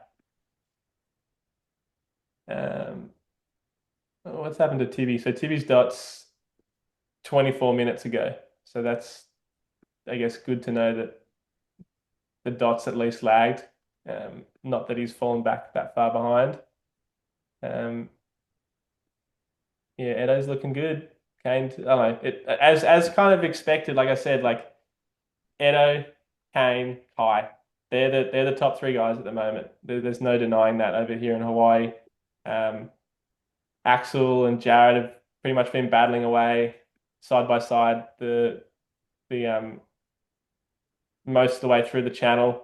Guido and Rye, Andrew Gibbons still doing really well. Looks like Pace and Trent has sort of fallen back a little bit. They were a bit closer to Edo earlier, I feel like. Otis has fallen back a little bit too. I know his dot's no good, 25 minutes old. Jeffrey still up there. Finn. Yeah, it's kind of a who's who, like one of the twins. He'll be using a tiny foil. He's using like the smallest tempo or smallest prototype tempo. Doesn't mean he goes faster, but it does mean that he's got the ability to go faster. Sometimes you don't tap into the top end, and it sort of it makes it harder for him to get out of that like first gear, I guess. To like sometimes a bigger foil allows you to go quicker, which is kind of what Kane's doing in terms of the square centimeters. He's using a bigger foil, which obviously is a faster section, but he's going pretty quick with it. Juiced up more often than not. That's what I'd assume. What do you reckon? What do you reckon about the leg burn at this point, Jimmy? How taxing is it on the body at this point? Are you thinking about it, or are you still good? You're definitely feeling it a little right now. The biggest thing is it's you can see they're all starting to ride a little bit to the right now. So the biggest thing is the change in conditions and having to uh, basically recalibrate to the new patterns that have emerged. So, like I said at the start, like the first the first half of the run, there's these massive big sort of ground swells that you're just sort of tapping into and you're just bombing them more or less straight, a little bit to the right or a little bit to the left, depending on the line choice. As you get sort of around this corner, the bumps just get smaller and closer together, and they kind of feel like they're just straight all the way along, like there's no gaps in them. Um, and Do you they just get, have to. do they cross up? Like, is it a little bit Tetris through that point? Not really. Like it's No. almost too clean. Like it's like a bay run sort of style, which makes it harder to go faster. There's a little bit of cross, but compared to the first bit, like, there's this sort of stuff going on in the first bit, and you can sort of use the wind swell and then tap into the ground swell, use the wind swell, tap into the ground swell. Whereas here, the ground swell is kind of, it's not fully gone, but it's way less there. And because you've got to turn right to get to the finish at Kaunakakai, yeah, you definitely, like I said, I've said the whole time, you kind of want to be on the south line so you can kind of surf them a bit more and never have to sort of go in and then come back out and go in again.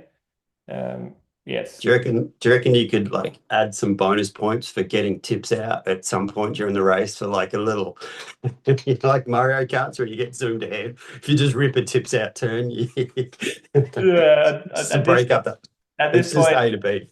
at this point, it's A to B. Like you're not gonna like if turning, unfortunately, in that sort of bay run style stuff just prevents you from going up and over a little bit. So it's as much as I love that there'd be more, kind of Yeah. you know, back and over. But yeah, like Kavika said, the lines are so good for carving. And yeah, long lines for high speed angling. And that angle is great, but the angle isn't, it's kind of going this way, but you need to be going that way. So you can go fast, but you're kind of zigging and zagging a little more than what you were at the first bit. So it's yeah, it's tricky. Yeah. Aaron's asked, how big is a racing hand wing? Last year, I feel like the guys were using like 5.5 and 6 meter wings in like 25 knots of wind.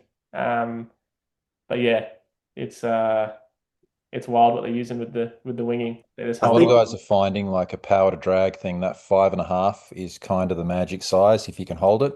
Mhm. There's sort of a line when, like, if you put a 7 meter up, you got tons of power, but then you just got tons of drag as well, and you only go so fast. But there's that 5.5-ish sort of size seems to be where most of the guys that can hold it will go the fastest. Yeah. So, and then you just keep downsizing foil so you don't explode. Yeah, exactly. And that's exactly right. Like that's the thing that they're able to use such a big hand wing because they're using such a small front wing. Looks like a few dots have updated. Tibby's sort of moved towards the north, which I don't love that line. I sort of wish Tibby had stayed a little further south for longer. But he's definitely closed in a bit on Edo, I'd say, by doing that. What do we got?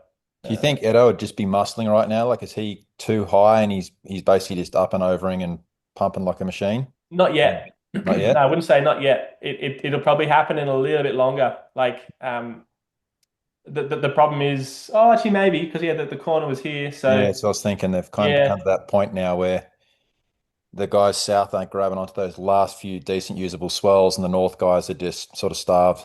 yeah. No, he'd be working a lot harder than what he was in order to go as fast as what he was earlier. So that's the thing. Like he was probably going faster, much easier earlier in that sort of Palolo channel. Now he's in the I guess this second part, it's going to be that little bit trickier for him to get that speed out of nothing. And I guess Tibby's overtaken him, but it's Edo's last position was 3 minutes ago. So basically, Edo's about 2.5 minutes in front of Tibby, you would probably say.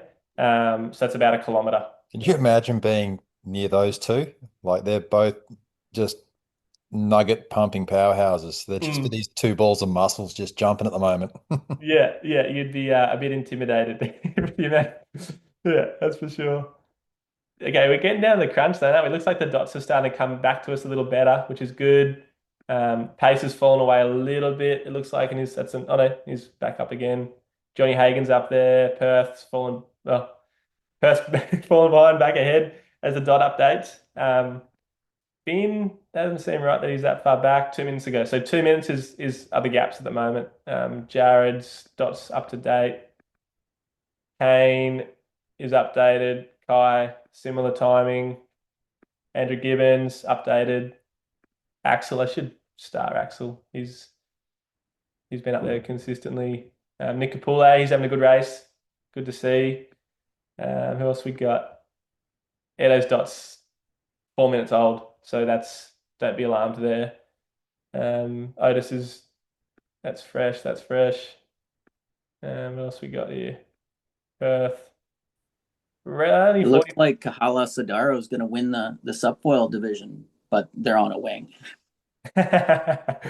Yeah, the dots aren't always the right color, huh? Looks like in the winging, looks like look, you can see the wingers like just motoring through. They haven't come as far south as I thought they might have. Livio, Franco, who else we got in here? Hey James, what do you reckon Edo's actually riding? I think most people, the rumors, the Coconut Wireless is saying he's on an F4 Hammerhead. That's the rumor. Interesting. Yeah. Yeah.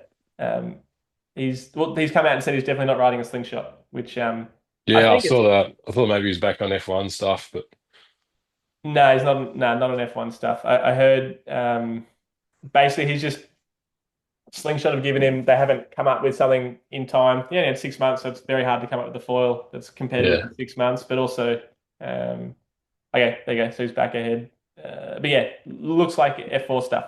Is from the Coconut Wireless. Yeah, cool. Do you reckon was it all like sanded back and unbranded and all that sort of stuff, so he's not getting caught? I heard he was coloring it in with a Sharpie before the Voyager race. Yeah, okay. Which like you bought it, so you can do whatever you want with it, right? It's production Yeah. stuff. And look, Man, this Kahala Sadaro is at 60 kilometers an hour right now on the tracker. Wow. Crazy. Yeah, that's moving. The top green dot. Oh, okay, so he's on a wing, is he? Yeah. Yeah, wow, 33.6 miles per hour. He's the front runner. And Livio and Marley. Yeah, right. That's cool. Where's Bobo? Alex Aguirre's normally further up there too. Anyway, very, very cool. How's Chaps looking? Yeah, we'll have a look at Chaps. Let's look him up because he had a good start. He's definitely, I wouldn't say he's the fittest bloke, Chaps. So I wouldn't be surprised to see him fall away a little after a good start. But his last position was 12 minutes ago, so he's definitely doing better than that. But yeah, hopefully he's come a little further forward. I'd like to see Chaps further forward than that. In the women's again, see if those dots have updated. Yet Naomi's is only 13 seconds old. Annie's is not 8 minutes ago. So yeah, I don't think she's been overtaken just yet. Tomo, 30 seconds. That's correct. And then Shay. Oh, no, that's not Mr. Dot. Shay, 4 minutes ago. So she's further forward than that as well. Just a bit of a hole in the reception. Okay, we're getting pretty close to the finish now. What are we, 22 miles in? I think we definitely try to keep an eye on the front. This is where all the crunch time, and in terms of where I'd want to be, it's probably where Kane or Kai are at the moment. The speed cutting in is much greater. Normally, like I said before, Edo's normally out here and he cuts in to get the lead. At this stage, to me, I'd be putting money on Kane to get ahead of Edo. Potential, or Kane or Kai to get ahead of Edo. Even Jared, like I'd say he's in a better position than even Tibby. Just because of that angle in. But yeah, you can throw a blanket over the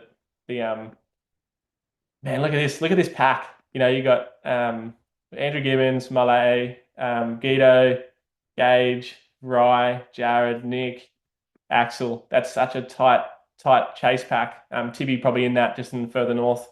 behind that sort of top three of Kane, Edo, Kai. Wow, it's pretty cool to see. I wonder if that's a minute ago. So he's probably in that same pack. Thomas Goyard, that's not a minute as well. Sort of hard to. Jeffrey Spencer, Finn Spencer, Chucho having a good race as well. Trent, so you've sort of fallen behind a little compared to that sort of North pack. It just sort of shows how that Southern line probably is that little bit better because this pack was in line with Pace, Otis, and Trent, and now they're behind compared to that sort of North, sort of Southern pack.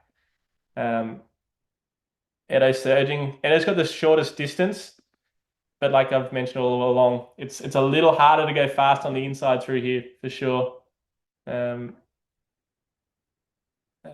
So have a look at to see how Kui's going too.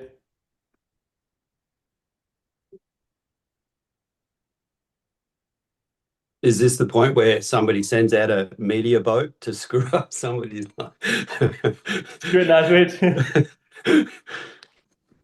Was it Kane that caught the media boat in front? Oh, Yeah, that kind of media boat. yeah.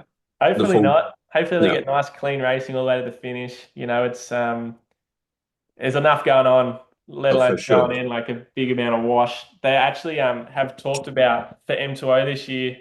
They've got Foil Drive on as a sponsor, and they're using like Foil Drive fusions to film rather than using boats to film, just to prevent that that curveball of. Fusion's got a bit of prop wash, doesn't it? a lot less than a 50, 60 horsepower boat. Yeah. Those blue props are pretty powerful. yeah, for sure. It's all going on. We got so Andrew Gibbons and Nick Capullo having a good little hit out, and that's all up to date. Looks like so. That's true. Yes, please. Is Malay McCaney is like 17, is he? Yeah, young. He's a big kid, but 17 or 18. He's looks like he's having a good race. As expected, he was definitely one of the guys that had a really good race last year and even the year before. And as he gets older, you get more experience. And I think he's. Is he on North? Like, there's not many North riders. Like, no, he's duotone. Duotone, same as Jeffrey and Finn. So I'm not exactly sure what they're riding. Guess, as I said before, James, where's Annie? Where's Annie? Annie's. Let's see if her dot's updated. But she was behind a little bit before, behind Naomi. But her dot's updated. Looks like now, and she's in line with Dave Kassane, which has always been say 20 seconds ago. So yeah, she's and the race for the older boys, Dave Kassane's just ahead of Army Armstrong. Josh Koo's dot is 7 minutes old, so that's not right. Naomi 2 minutes old, so Naomi's closer than Annie than that. Tomo, that's true. That's only 18 seconds old, and Shay's dot is frozen for the moment. It's getting close to the finish now, though. Far out. Tibby's holding his ground. Looks like in fourth place, or I don't know, third or fourth, depending how you look at it. Axel surging a little. Yeah, Edo's you'd think you'd want to be where Edo is, but you kind of don't. These are wingers, on the inside? Must be. What have we got here? Wasn't Jaden Sutt foiling and if anyone knows, they're green dots, but they're very much on the inside. I mean, they might have do they have support boats in this run? No. Some people do, yeah. Yeah, like even luggage boats. Maybe it's on a boat or something. Yeah, it looks like it, doesn't it?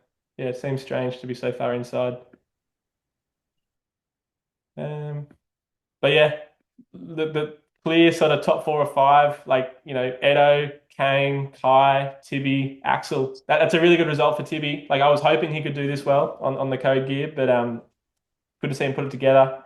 Axel on the Armstrong gear doing well too. Obviously Kai on Axis, Kane on KT, and Edo on slingshot, but not. What's the distance left, James? By like visual, what sort of distance they got left? 2 miles. So it's all going to be over in about 5 minutes. Wow. That's getting to the crunch time. So we'll definitely try to keep following along this sort of front group, make sure these dots are updating as best we can at 26 seconds, 2 seconds, 23 seconds. Is that So the Edo wings and Kai's pinning the dots are shoreline? say again? Is that the wings pinning the shoreline there? Yeah. No, I think that might be some escort boats with some trackers on them. Yeah, that sucks. Yeah. Tibi's, what is that? 20, so yeah, it's sort of a little delayed, but not much, only 30 seconds. There it jumps up again there. Looks like they're all on track for 30-second refreshes. Edo's looking good. He's holding it. Oh, there you go. Kane just jumped ahead. It's going to be really interesting to see this last little bit because obviously Kane's going to have to go a little bit faster. He's got more ground to cover, but he's going 19.2 at the moment, and Edo's going 18.8. Is that enough to cover the ground? Don't know. Edo just jumped up to 22.9, so that's a good speed. Kane's got to go quicker than that, as is Kai. Tibi 17.8. That's not as quick as the other guys in front of him, so he's not catching. Looks like at this stage, Axel 19, Jared 19.6. Yeah, Edo might be able to hold on here. The North line might have worked for him, and he might be tapping into that sort of the pump to get through the finish. As someone said earlier, Quadzilla. He's making the most of. I've been scanning the socials. No one's living that I can find. I was hoping to see a video of how they doing their thing in the inside there because Edo and Tibi have got to just beast moding it. Yeah, there is the risk at this stage that some guys can come down because the bumps do get a fair bit smaller, and the wind can kind of swing around. Let's double check kite surf and check the live winds for looks like the winds are pretty good. They've all swung around. So 26 miles per hour, the wind's strong. There's probably not too much of a risk of people coming down at the finish here now, which is good news. Kane's dot's delayed, so don't be too worried about that. He's a minute old. Kaiser's fresh. Edo's a minute old as well. So even though it looks like Kai's in the lead right now, I'd say Kane and Edo are still up in front. Tibi not as close to Edo as we would think there because Edo's dot 1 minute lag. Axel and Tibi's dots are though pretty much spot on. Nick Kapule, spot on. Jared, yeah, they're all refreshed pretty well. Gage Schroner, Malay, Pace. So you can see Pace has come back down south from being further north, and you can see he's now slotted in behind that group that was south. So that's what I've experienced the last few years, being too far north, coming down south and losing a lot of ground. So that's the risk. Man, look at this. So the dots are refreshed. Edo's looking like he's going to hold on. Wow. He's done really well. Tibi. Yeah, Tibi and Kane. Look at this. A four. Yeah. And Kai, yeah. So it's looking like, it looks like Edo's line choice has done the trick. He's the only one north that has managed to make it work because Otis and Pace had to drop south and lost a bit of ground. And it could just be that ability to pump through the lighter stuff that's done it for Edo. So huge props to him. Looks like he's got it so far. We're not there yet, but certainly looking like it'll be hard to beat with under a kilometer to go. And what's Kane 21.1, Edo's 22. So Edo's still holding pace, holding good speed. Cool to see. Tibi, the dark horse, struggling a little, 15.5. He's got to stay up on foil. There is the risk that Tibi comes down. He's I was going to say he'd be nearly stalling at 15. Shit. Yeah, you'd think so. Yeah, he's a big boy, and that's just paddle pumping and grit. Yeah, he'd be hanging on right now. Yeah, Edo looks like he's got it. I don't really see Kane or Kai catching up from here. It's pretty much all over. 23 seconds, 6 seconds. 4 seconds. So it's all updated, and it looks like it's going to be about like kind of a 30-second gap or so, which is tight for the distance, but also super close. You know, also it's tight, but it's kind of like it's a pretty big gap for these two. Like Kane and Edo in the last few races, 20.8. Well, we got 18. So Edo's like a little bit. This is the first time that Kane's been quicker for a while, but I think he's just too far back now. 17 versus 20. I don't think he needs to be going a bit more than 20 to catch up that gap. I think Edo's got it. Well done to Edo. Wow. Well done. Yeah, I think he not many people could have made that North line work the way he did. So props to him. I think Edo's, he's been training hard, and guess the equipment he's got is working. So props to him. Be interesting this race for it looks like he's crossed the line. It looks like this race for third is looking like it's going to be pretty tight. Kane's pretty much sewn up second. Is Tibby going to hang on for fourth place? That's the big question, I guess. Looks like it's kind of solidifying it all to me. On a raw pace thing, Jimmy, so like Edo probably would have done like a mile or two less distance over Kane. Yeah. So that's an interesting thing, just thinking about average speeds and that sort of stuff. Like, tactically, definitely 100% win, but it's just interesting sort of thinking that through. He managed to make it work and ran the shorter line. It's a balance, because you need a shorter line, but you can't be so much slower. And if you go the longer line, you do have to be so much faster. It's a big gamble, isn't it? Like all those guys went super south, knowing they could be faster, and went too. I think the fact that the wind was so strong, you look at this and like it's 26 miles per hour. The North line would have been less slow, less risky than other years when it's been like 10.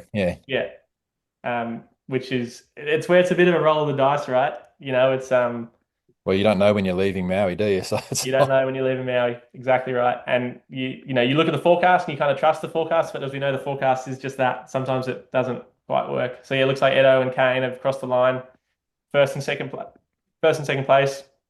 Huge congrats. Kai Thompson sort of looks like he's pretty solid for third.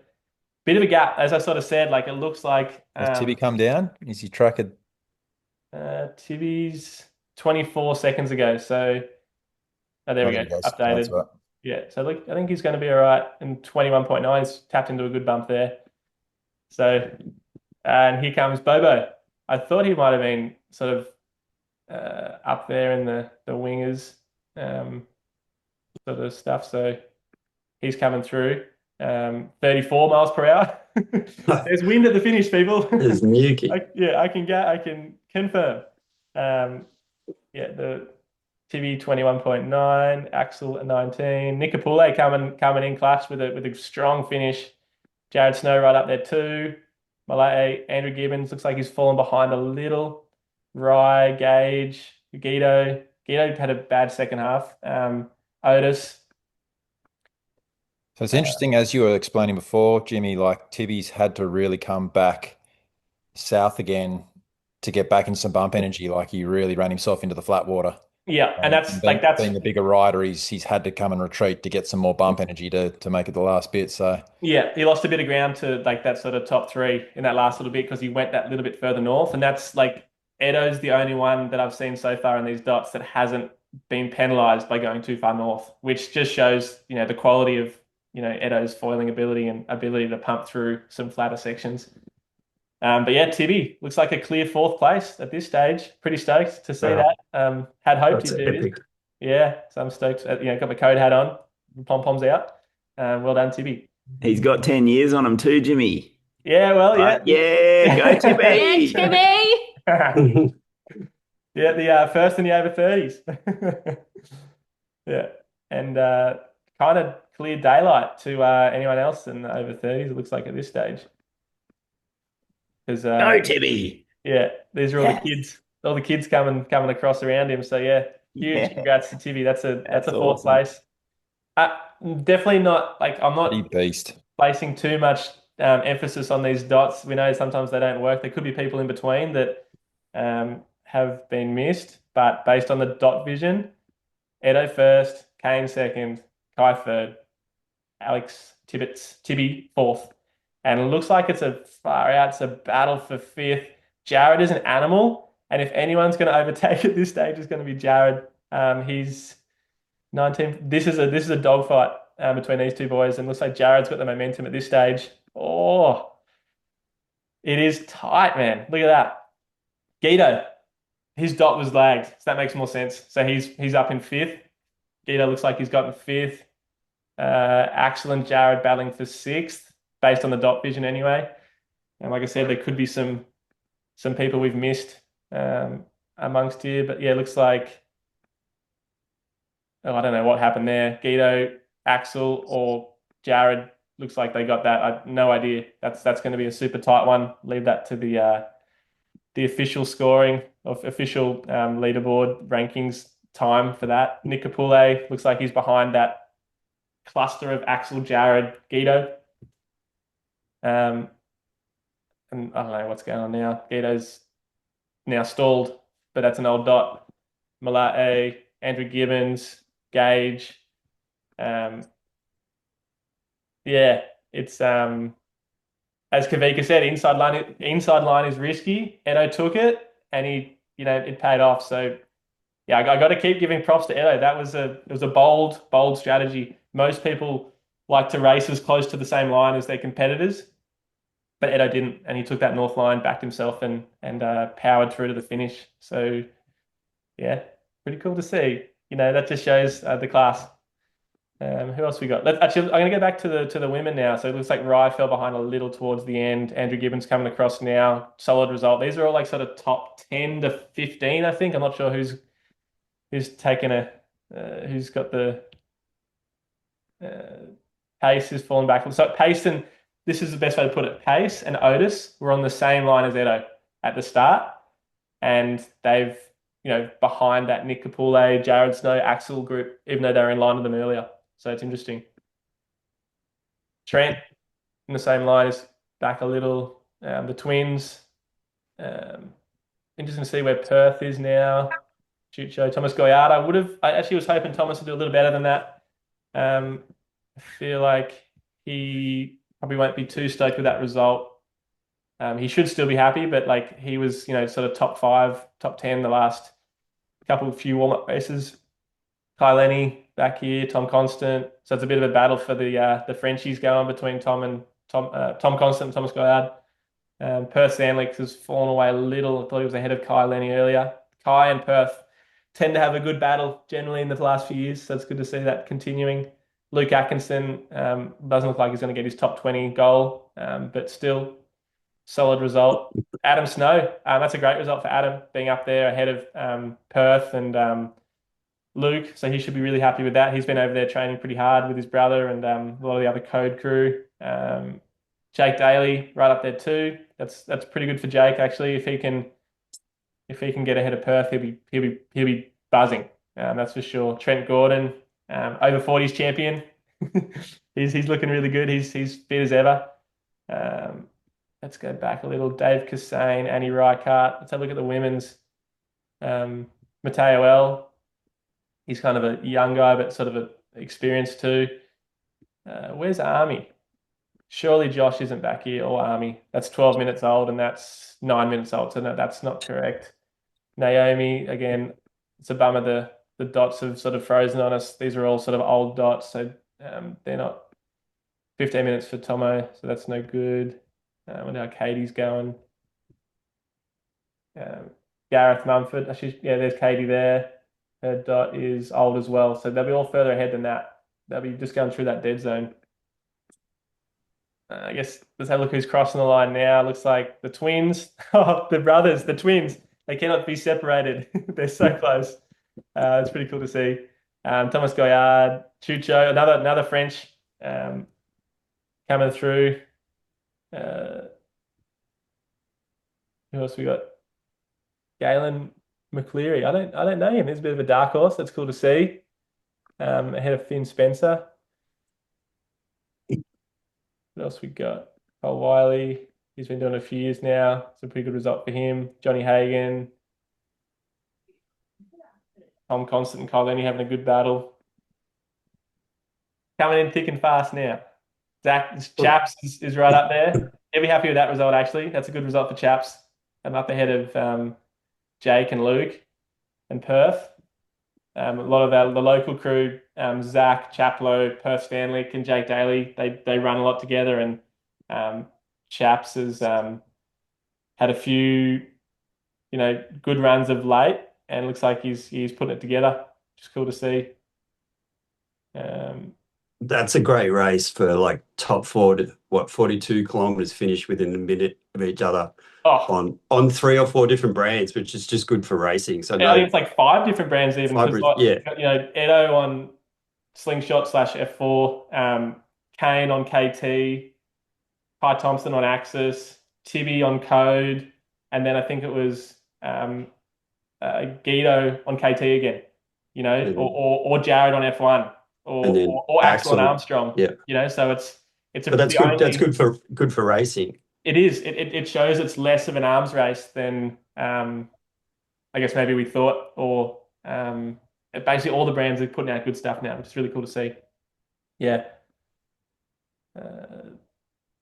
Johnny Hagan on GoFall stuff too. So there's a good mix of everything throughout I'm not sure what we're at now, top 20 or top 30. What else? Is there a way to see the finish? Well, James, I was just going to say, I don't think it was that boring watching Dot Vision with your commentary. So this was actually great. Yeah, thanks. I likewise. Like, I think Dot Vision's great, and especially like being able to talk it through with like questions and stuff. I think M2O is going to be even better. We can sort of use Dot Vision and a bit of live vision on YouTube to sort of analyze a bit more what's going on. So yeah, I'm pumped. I'm excited for the next race. M2O is longer. Can you bring some snacks, Jimmy? You're a little let's bring some snacks, some beers, something. Keep us going. Yeah. Now, I guess thanks everyone for tuning in. It's been, I guess again, like we can see, we've got what we had. I think we maxed out at about like 96, 97 people tuning in. So I think that the sport of downwind foiling is well and truly at a good place, and to see all these people racing, but then all these people sort of watching as well. I'm super excited for the M2O already. How cool to see so many people doing the race, let alone so many people sort of following along. Yeah, thanks Timmy, thanks Kavika, thanks for tuning in, guys. Really appreciate it. Thanks Todd. No, I've enjoyed it, and like I said, I was going to watch the dots anyway, and good to be able to talk to people about it and sort of have a bit of a nerd out on what everyone's using in the lines and all that sort of stuff. Oh, look at this. So we got Adam Snow, Zach Chaps, Manatea, Richard Gordon, Kyleni, all, you could throw a blanket over them. They're pretty much holding hands on the same bump. You know what I mean? That's tight racing. Go Adam. Yeah. Go on. So it's good to say, if you can say you beat Kyleni in anything, that's a claim, isn't it? Oh, sure. Definitely. I'm still holding on to that time I beat Kyleni in the SUP the SUP event at I'd be telling Sunset everyone. Beach. I'd be dropping it. 100%. Yeah. Looks like. Oh, I think Kai's dot's a minute old, so I think Kai might have got them all. It's so annoying when the dot's a bit old just because they cross the finish line, but yeah, we'll have to look at the results there, the Fisher results. So I think Kai was right in that group bunch. Melvin right there too. Kaohi, Max. How's Jake, Katie? okay. Is Katie crossing well? Katie's she's still going along. Just want to watch this like sort of finish of Jake, Adrian, Luke, Perth. I think that's a pretty tight bunch. We got Kahi, Adam's dots frozen. The two Byron boys together. Yes. That's funny. Yeah. It's amazing how that happens, huh? You just team up with your mate. Yeah, pretty much. What are you doing here? Yeah. Yeah. Okay, I don't think Annie's finished yet either. So we should follow the women's now, I think. Ryan Kim, Code Rider 2. Potentially Nathan Florence. We don't know, but that's what we think. Avi, Luke. Got a few comments coming in.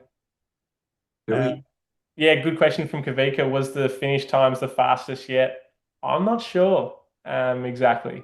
I haven't got any official results. I should have started my stopwatch as we were following along, but I do think that it was a fast race and the conditions were good, so there's every chance.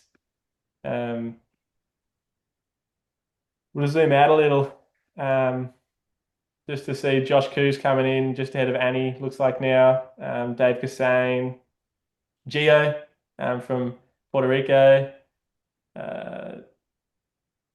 It's all going on. See if we can. I think Army's dot just completely crashed 23 minutes ago. Yeah, I think you're right, Kavika. With more wind and faster falls, I'd be very surprised to see them not improve the speeds. I think every year, as long as we have decent conditions, we're probably expecting to see the times get faster and faster. Basically, the race is getting shorter and shorter, which is kind of good and bad. I kind of like the extra hours. I think that's my age, but I think it's good for the sport, makes it more accessible, which is yeah, super cool. Luke Atkinson's dot maybe, yeah, he's finished. His dot's frozen. Same with Adam. They're all a bit old. Was there room for the next race to be both channels together?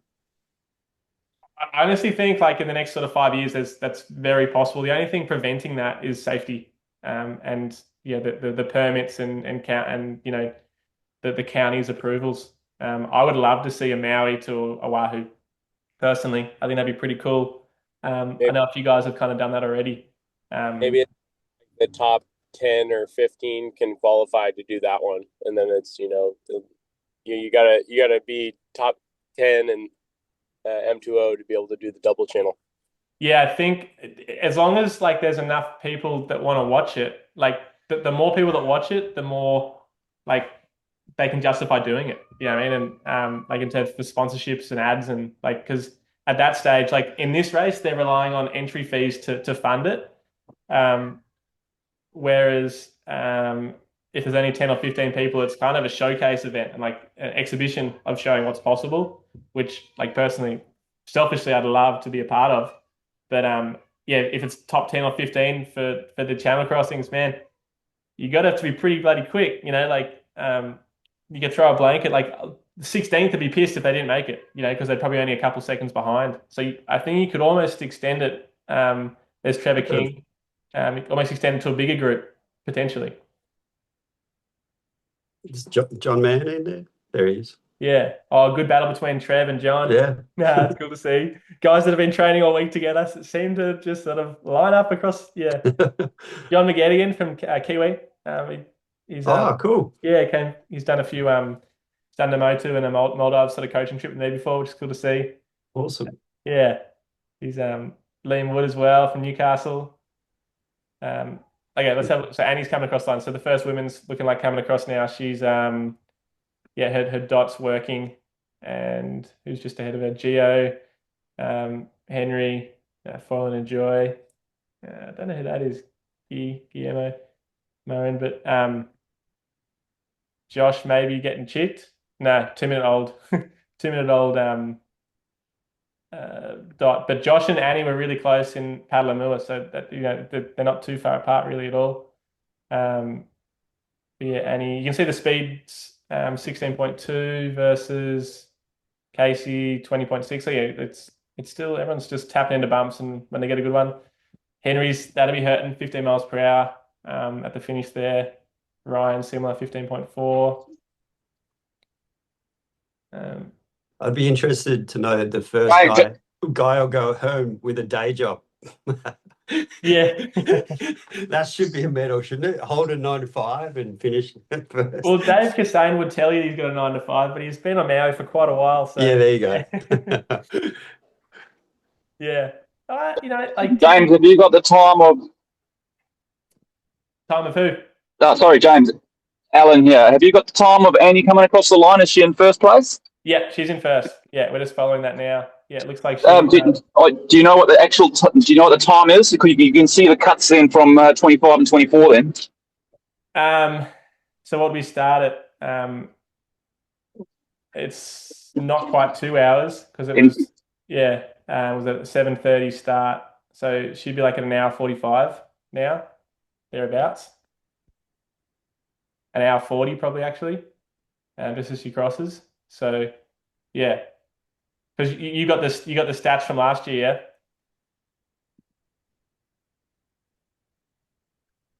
yeah. In and out. Dave Kassane.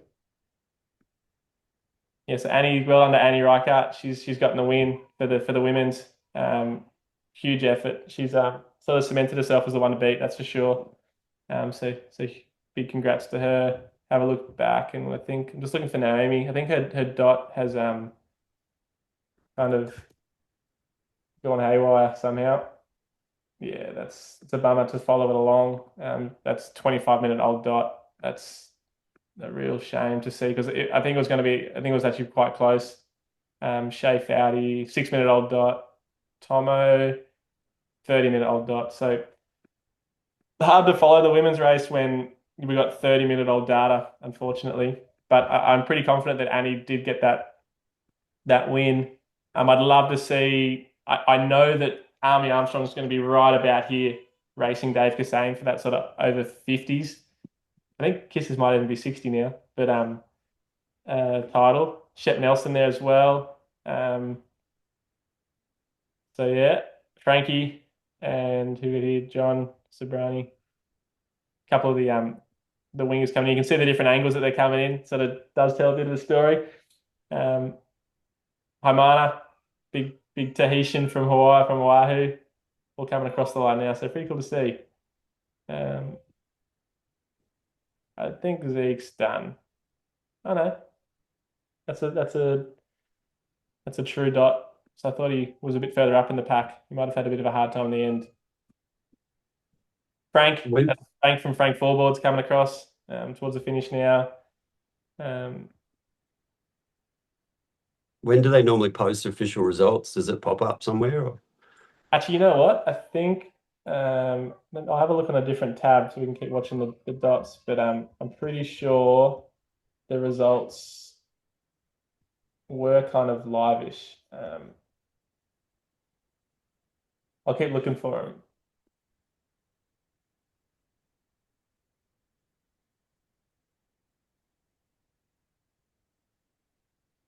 Yeah, if you search up in the participants list, you can pull down right there in the dot vision. If you erase the name and put a category, you should be able to see more or less. Yeah, it doesn't showed up a very different for me. You were in first place on my screen. Can you sort it by time rather than distance? Let's see any toggles for that.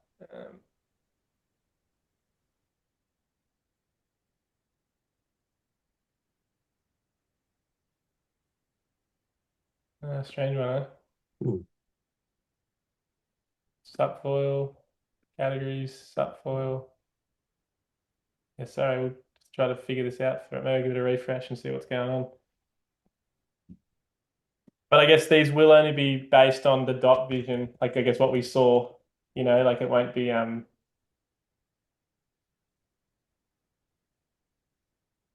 yeah, that's not what we're looking at. That weren't our results. They were not our results. Maybe this one? Does that show? Someone sent a screenshot. It looked like Edo, Kane, Kai, Tibbets, Axel, Jared Snow, Nick, Guido. Yeah, could you send that to me and we can share it and have a look? That'd be great. Yeah. Looks like this is probably what we were looking for, but Chris, Jaden, trackers, I think, were probably on boats. And then you got Edo, Tibby, Kai's didn't look like it worked. Or Kane's at that point. Yeah, this isn't the right list.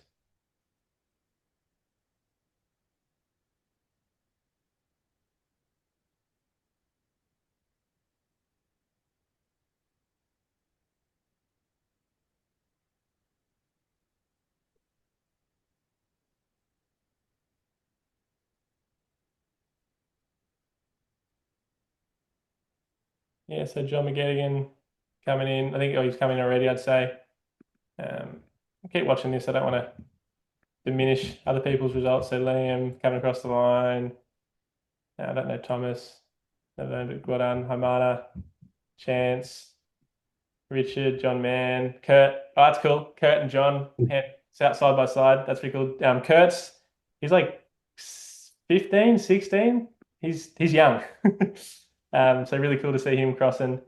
It's the other one I want to check out. Wow. Looks like his dot's frozen, looks like. So hard to see.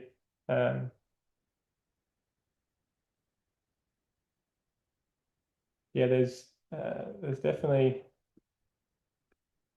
yeah, I can see how the get back to live as well. You can see how Naomi's coming across soon now too. Trevor King, Kurt's crossed. Trevor, Homana, Chris, Garrett, Rhett. Yeah, Rhett. I've coached Rhett in the past, and he was actually helping me out a little bit with my back. Offering some advice too, as was Tom Saunders. Thanks, mate. John Hearn, the Hearn dog. It's cool to see him coming across. He'll be frothing. He's always happy. Loves training. Adam Ayers, Robbie, Matteo, Andrea Mola. So I guess that's someone I've missed. She's absolute weapon. I guess she's looking like third place for the women. Looks like pretty sure Naomi's in now. I can't see the dots anywhere. Everyone's sort of on the, you sort of paddle in on the sort of cruise in together and get on the wharf and it's blowing a gale. Usually get a little bit of food and stuff in this little section here, and then you kind of wait on this wharf until you either walk down or get a car to get your lift down to the accommodation. It's not the best part about the race for sure.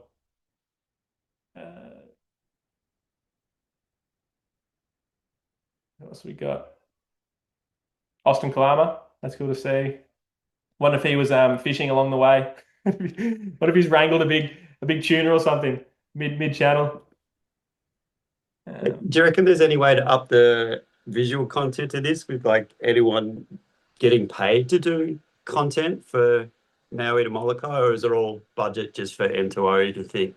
There is a media team for Maui2Molokai, but it's all like, it'll come out tonight or tomorrow, Sure. But yeah, it'd be great to have a sort of live component, but the live component is just so much more expensive for so little return.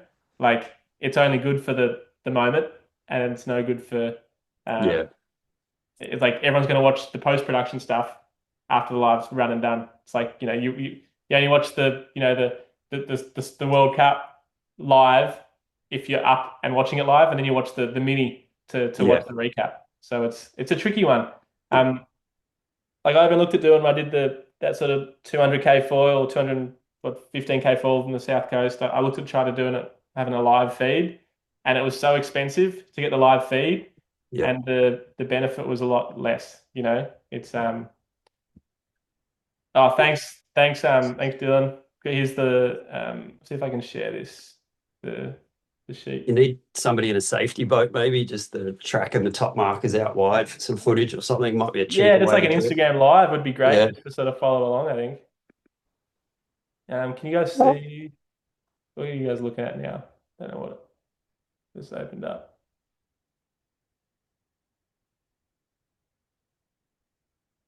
If you look in the comments, you can see I won. It's the best result I've ever got. And that's definitely not correct because I'm sitting here at home. But then you got Edo, Kane, Kai, Tibby. Axel got Jared. That would have been a close battle. And then Jared, then Nick Capule, Guido, Malate. What we got? 1, 2, 3, 4, 5, 6, 7, 8.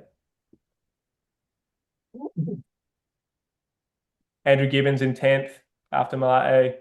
Rye in 11th, Pace 12th, Otis 13th, Jeffrey 14th, Gage 15th. So that's a pretty hot list, right? Like there aren't too many in there that they're all great for us. Amazing. You know, and I'm super stoked to see Tibby 4th place. That's a huge result for the big man. Um, some pretty good Aussie representation. You got, I guess, Edo, Italian, Kane, Hawaiian, Kai, Aussie, Tibby, Aussie, Axel, Tahitian, Jared, Aussie, Nick, Hawaiian, Guido, Argentinian, right? Malate, Hawaiian, Andrew Gibbons, Hawaiian, Rye, Tahitian. It's a good mix. That's a pretty cool to see. Really. The women, like Naomi, if that's right, is just coming across the line now. It looks like it's 35 seconds ago. So I wonder if Andrea actually got Naomi. Sorry, Andrea, for sort of missing it. I know you'd like to be a bit of an underdog, sort of undercover, but it does look like. Is Katie across yet too? No, I don't think so. She was her dot was Andrea definitely was 2nd place. So well done to Andrea Mola, huge. Naomi looking like she's going to come across in 3rd. The next ones we'll be looking for will be Tomo, and looks like her dot is 4 minutes old. Shay Fowdy's the other one we're watching. That's 1 minute old. So I'd say Tomo's actually ahead of Shay at this stage. Katie Baxter. Okay, hers is updated now. So she's around the 22-mile mark, just coming up to 2 hours, probably an hour 50 probably. So she's doing well for her first. This is her first sort of crossing, and not too far behind Tomo and Shay. But yeah, cool to see. We had Annie take it out in the women's. Andrea Moa, legend of the SUP, ex-M2O champion, won M2M plenty of times on the outrigger on the SUP. Big wave charger, Andrea Moa, well done. Naomi, looking like she's just come across the line in 3rd place. Huge congrats to her. She's probably going to be leading the Downwind 4 World Tour now. We should probably even look at that briefly, just to look at the rankings and sort of explain to people what it's looking like after the so obviously Edo is going to bank 100 points, so straight away he's going to be. Arnie's not doing well at all. He's live again. He's Caitlin's being. What was that? No, she doesn't know she's on. Yeah, looks like Kane's going to make a big jump up, so he's got banking a 50 and a 26. You add 70 points to that, and he's going to be on 140. So straight away, he's up into 3rd, but Axel got a better result than 22nd. So he's going to hold 3rd place. Jared in 5th isn't going to improve at all. Kai Thompson with a 3rd isn't going to improve at all either. So Jared and Kai's results are going to stand as is. Axel's going to improve. Tom Constant will improve. Finn will improve just because they've only got 2 results. I'll be dropping down. Tibby's definitely going to improve because he only has 2 results. He'll probably jump up. What's that? 4th place. Going to get another 50 points. He's going to jump up around Axel. Will overtake me and probably Tom Constant as well.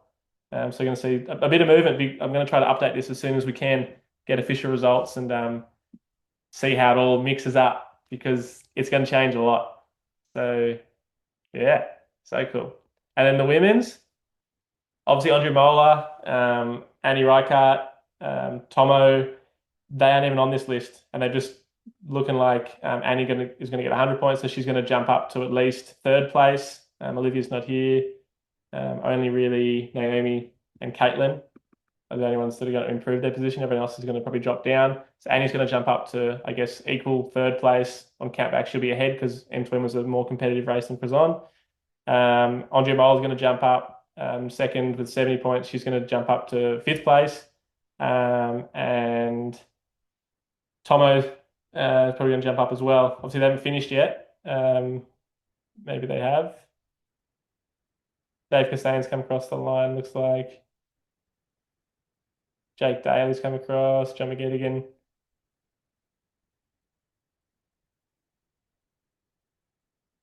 Yeah, thanks, Tom, for tuning in.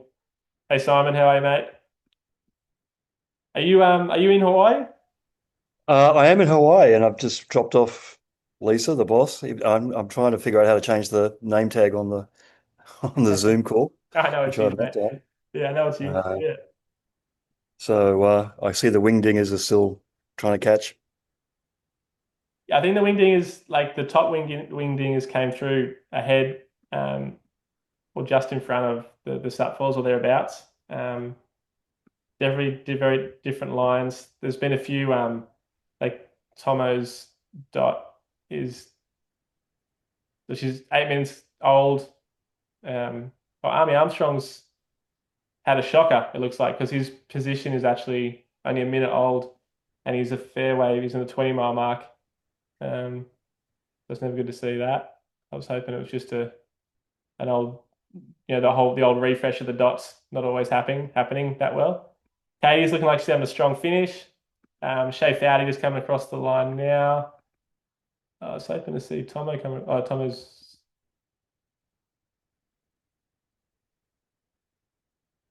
looks like the dot's only 9 minutes old, but she might have had a bit of a hard time when they changed on the corner there.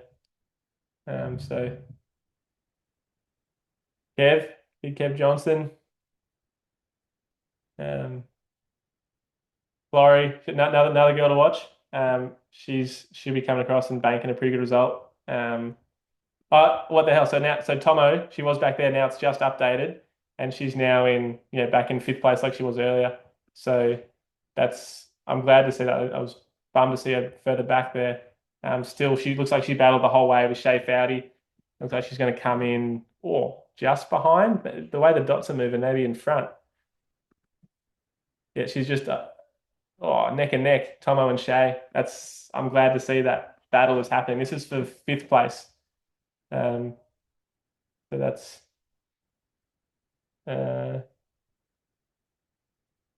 wow. That's a really good battle. I'd love to hear from Shay and Tomo as to how that battle actually unfolded, because the dots showed them together for a lot of the first half of the race, and all of a sudden both their dots froze, and then Tomo's sort of stayed back, and now Shay's and Tomo are right there. Maybe Tomo even taken the win. Looks like. It's throw a blanket over them. Look at the official results for that one. Super interesting. But yeah, that looks like it's the top women and the top men come through now.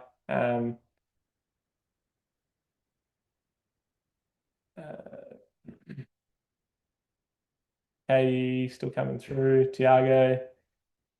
The Swiss South line. That's nice from Dore. Who else we got? Laurie still coming through. Wonder if that's 5 minutes old. So she'll probably be further up here towards Tiago and Katie, I would say. Grant Booth.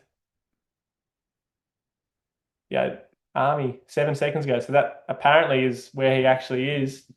I find it hard to believe because generally he's right up there with Dave Cassane, who's finished at least 5-10 minutes ago. So yeah, Tomo and Shay have finished now. We'd love to see who got that. It looks like at this stage Shay's ahead, but I don't really trust the dots that well for those sort of photo finishes. Yeah, thanks, Anya, for joining in. Good night. 1:30, it's committed. So just follow along. But yeah, I think we wrap up because the majority of people have finished and I've got to get on with my day as well. So really cool to follow along with everyone. Cool to see. I think we got over 90 participants at the peak of the racing, and we're down to 30 now. But it's so cool to see that so many people are following the dots. Because whenever I'm racing, I always think no one's watching. It's just like the dots are so boring, I guess, to watch. But it's not true. Everyone does watch the dots, and it's fun to see. So yeah. Yeah, thanks for the Downwind Four World Tour sponsors, Access Foils, Code Foils, and Kaohi Leash. And because I've put this on as a bit of a Coach Casey sort of plug. So if you're looking at getting into downwind foiling, definitely check out CaseyOz.com. There's a free trial in there for the downwind foil course. So if you want to check that out, do. But look, I'm just doing this to froth out with everyone. Grow the sport and just enjoy following the dots. Cool to see there's been a mix of brands up in the top. Obviously, Edo Tanas got the win. Really cool to see him back it up. On Slingshot sponsored, but riding some other gear. Kane to Wild, second place. Huge congrats to him. Kai Thompson third on Axis. Alex Tibbetts fourth on Code Foils, and then Axel Pham Armstrong looks like in fifth. Not official results, but what we could see from the dot vision. And then in the women, we had Annie Reichardt in first on Armstrong. We had Andrea Mola. I think she's using F4 or she was using Lift a few years ago. I'm not up to date on that one, but yeah, total legend of the sport and all downwind sports. So well done to Andrea Mola. And then looks like Naomi in third place, followed by Tomo and Shay. I'm not sure who got the win there, but they're both on F4 gear. But it would have been a dogfight across the channel, but looks like they were neck and neck the entire way. Katie and Flo looks like they were looking to round it out in sixth and seventh. So yeah, thanks again. And we'll try to do the exact same thing for M2O. Obviously, M2O is a little bit of a longer race, but I'm excited to sort of follow along and very cool to see. Just got some stats for the results from last year. You can kind of see some of the times and cuts from who's improved the most, basically, I think is what this is all about. And you can see Kane, Kai, Guido, Edo. Some great sort of have a look at this as well. I don't have time to go through it now, but thanks Alan for sending through. Love all the stats and the froth. But yeah, again, thanks everyone for tuning in, and we'll do the same on Monday in Hawaii, which is Tuesday in Australia, and somewhere between that for everyone else, because Hawaii and Australia are pretty much far apart. So yeah, thanks for the broadcast. Thanks everyone for tuning in, and again, thanks to the sponsors that are supporting the sport, supporting this sort of live. And excited to see all these people getting over and doing the races. And yeah, let's get behind the Downwind 4 World Tour because we're just trying to grow the sport. Thanks, guys, and chat to you on M2O Day. Catch ya.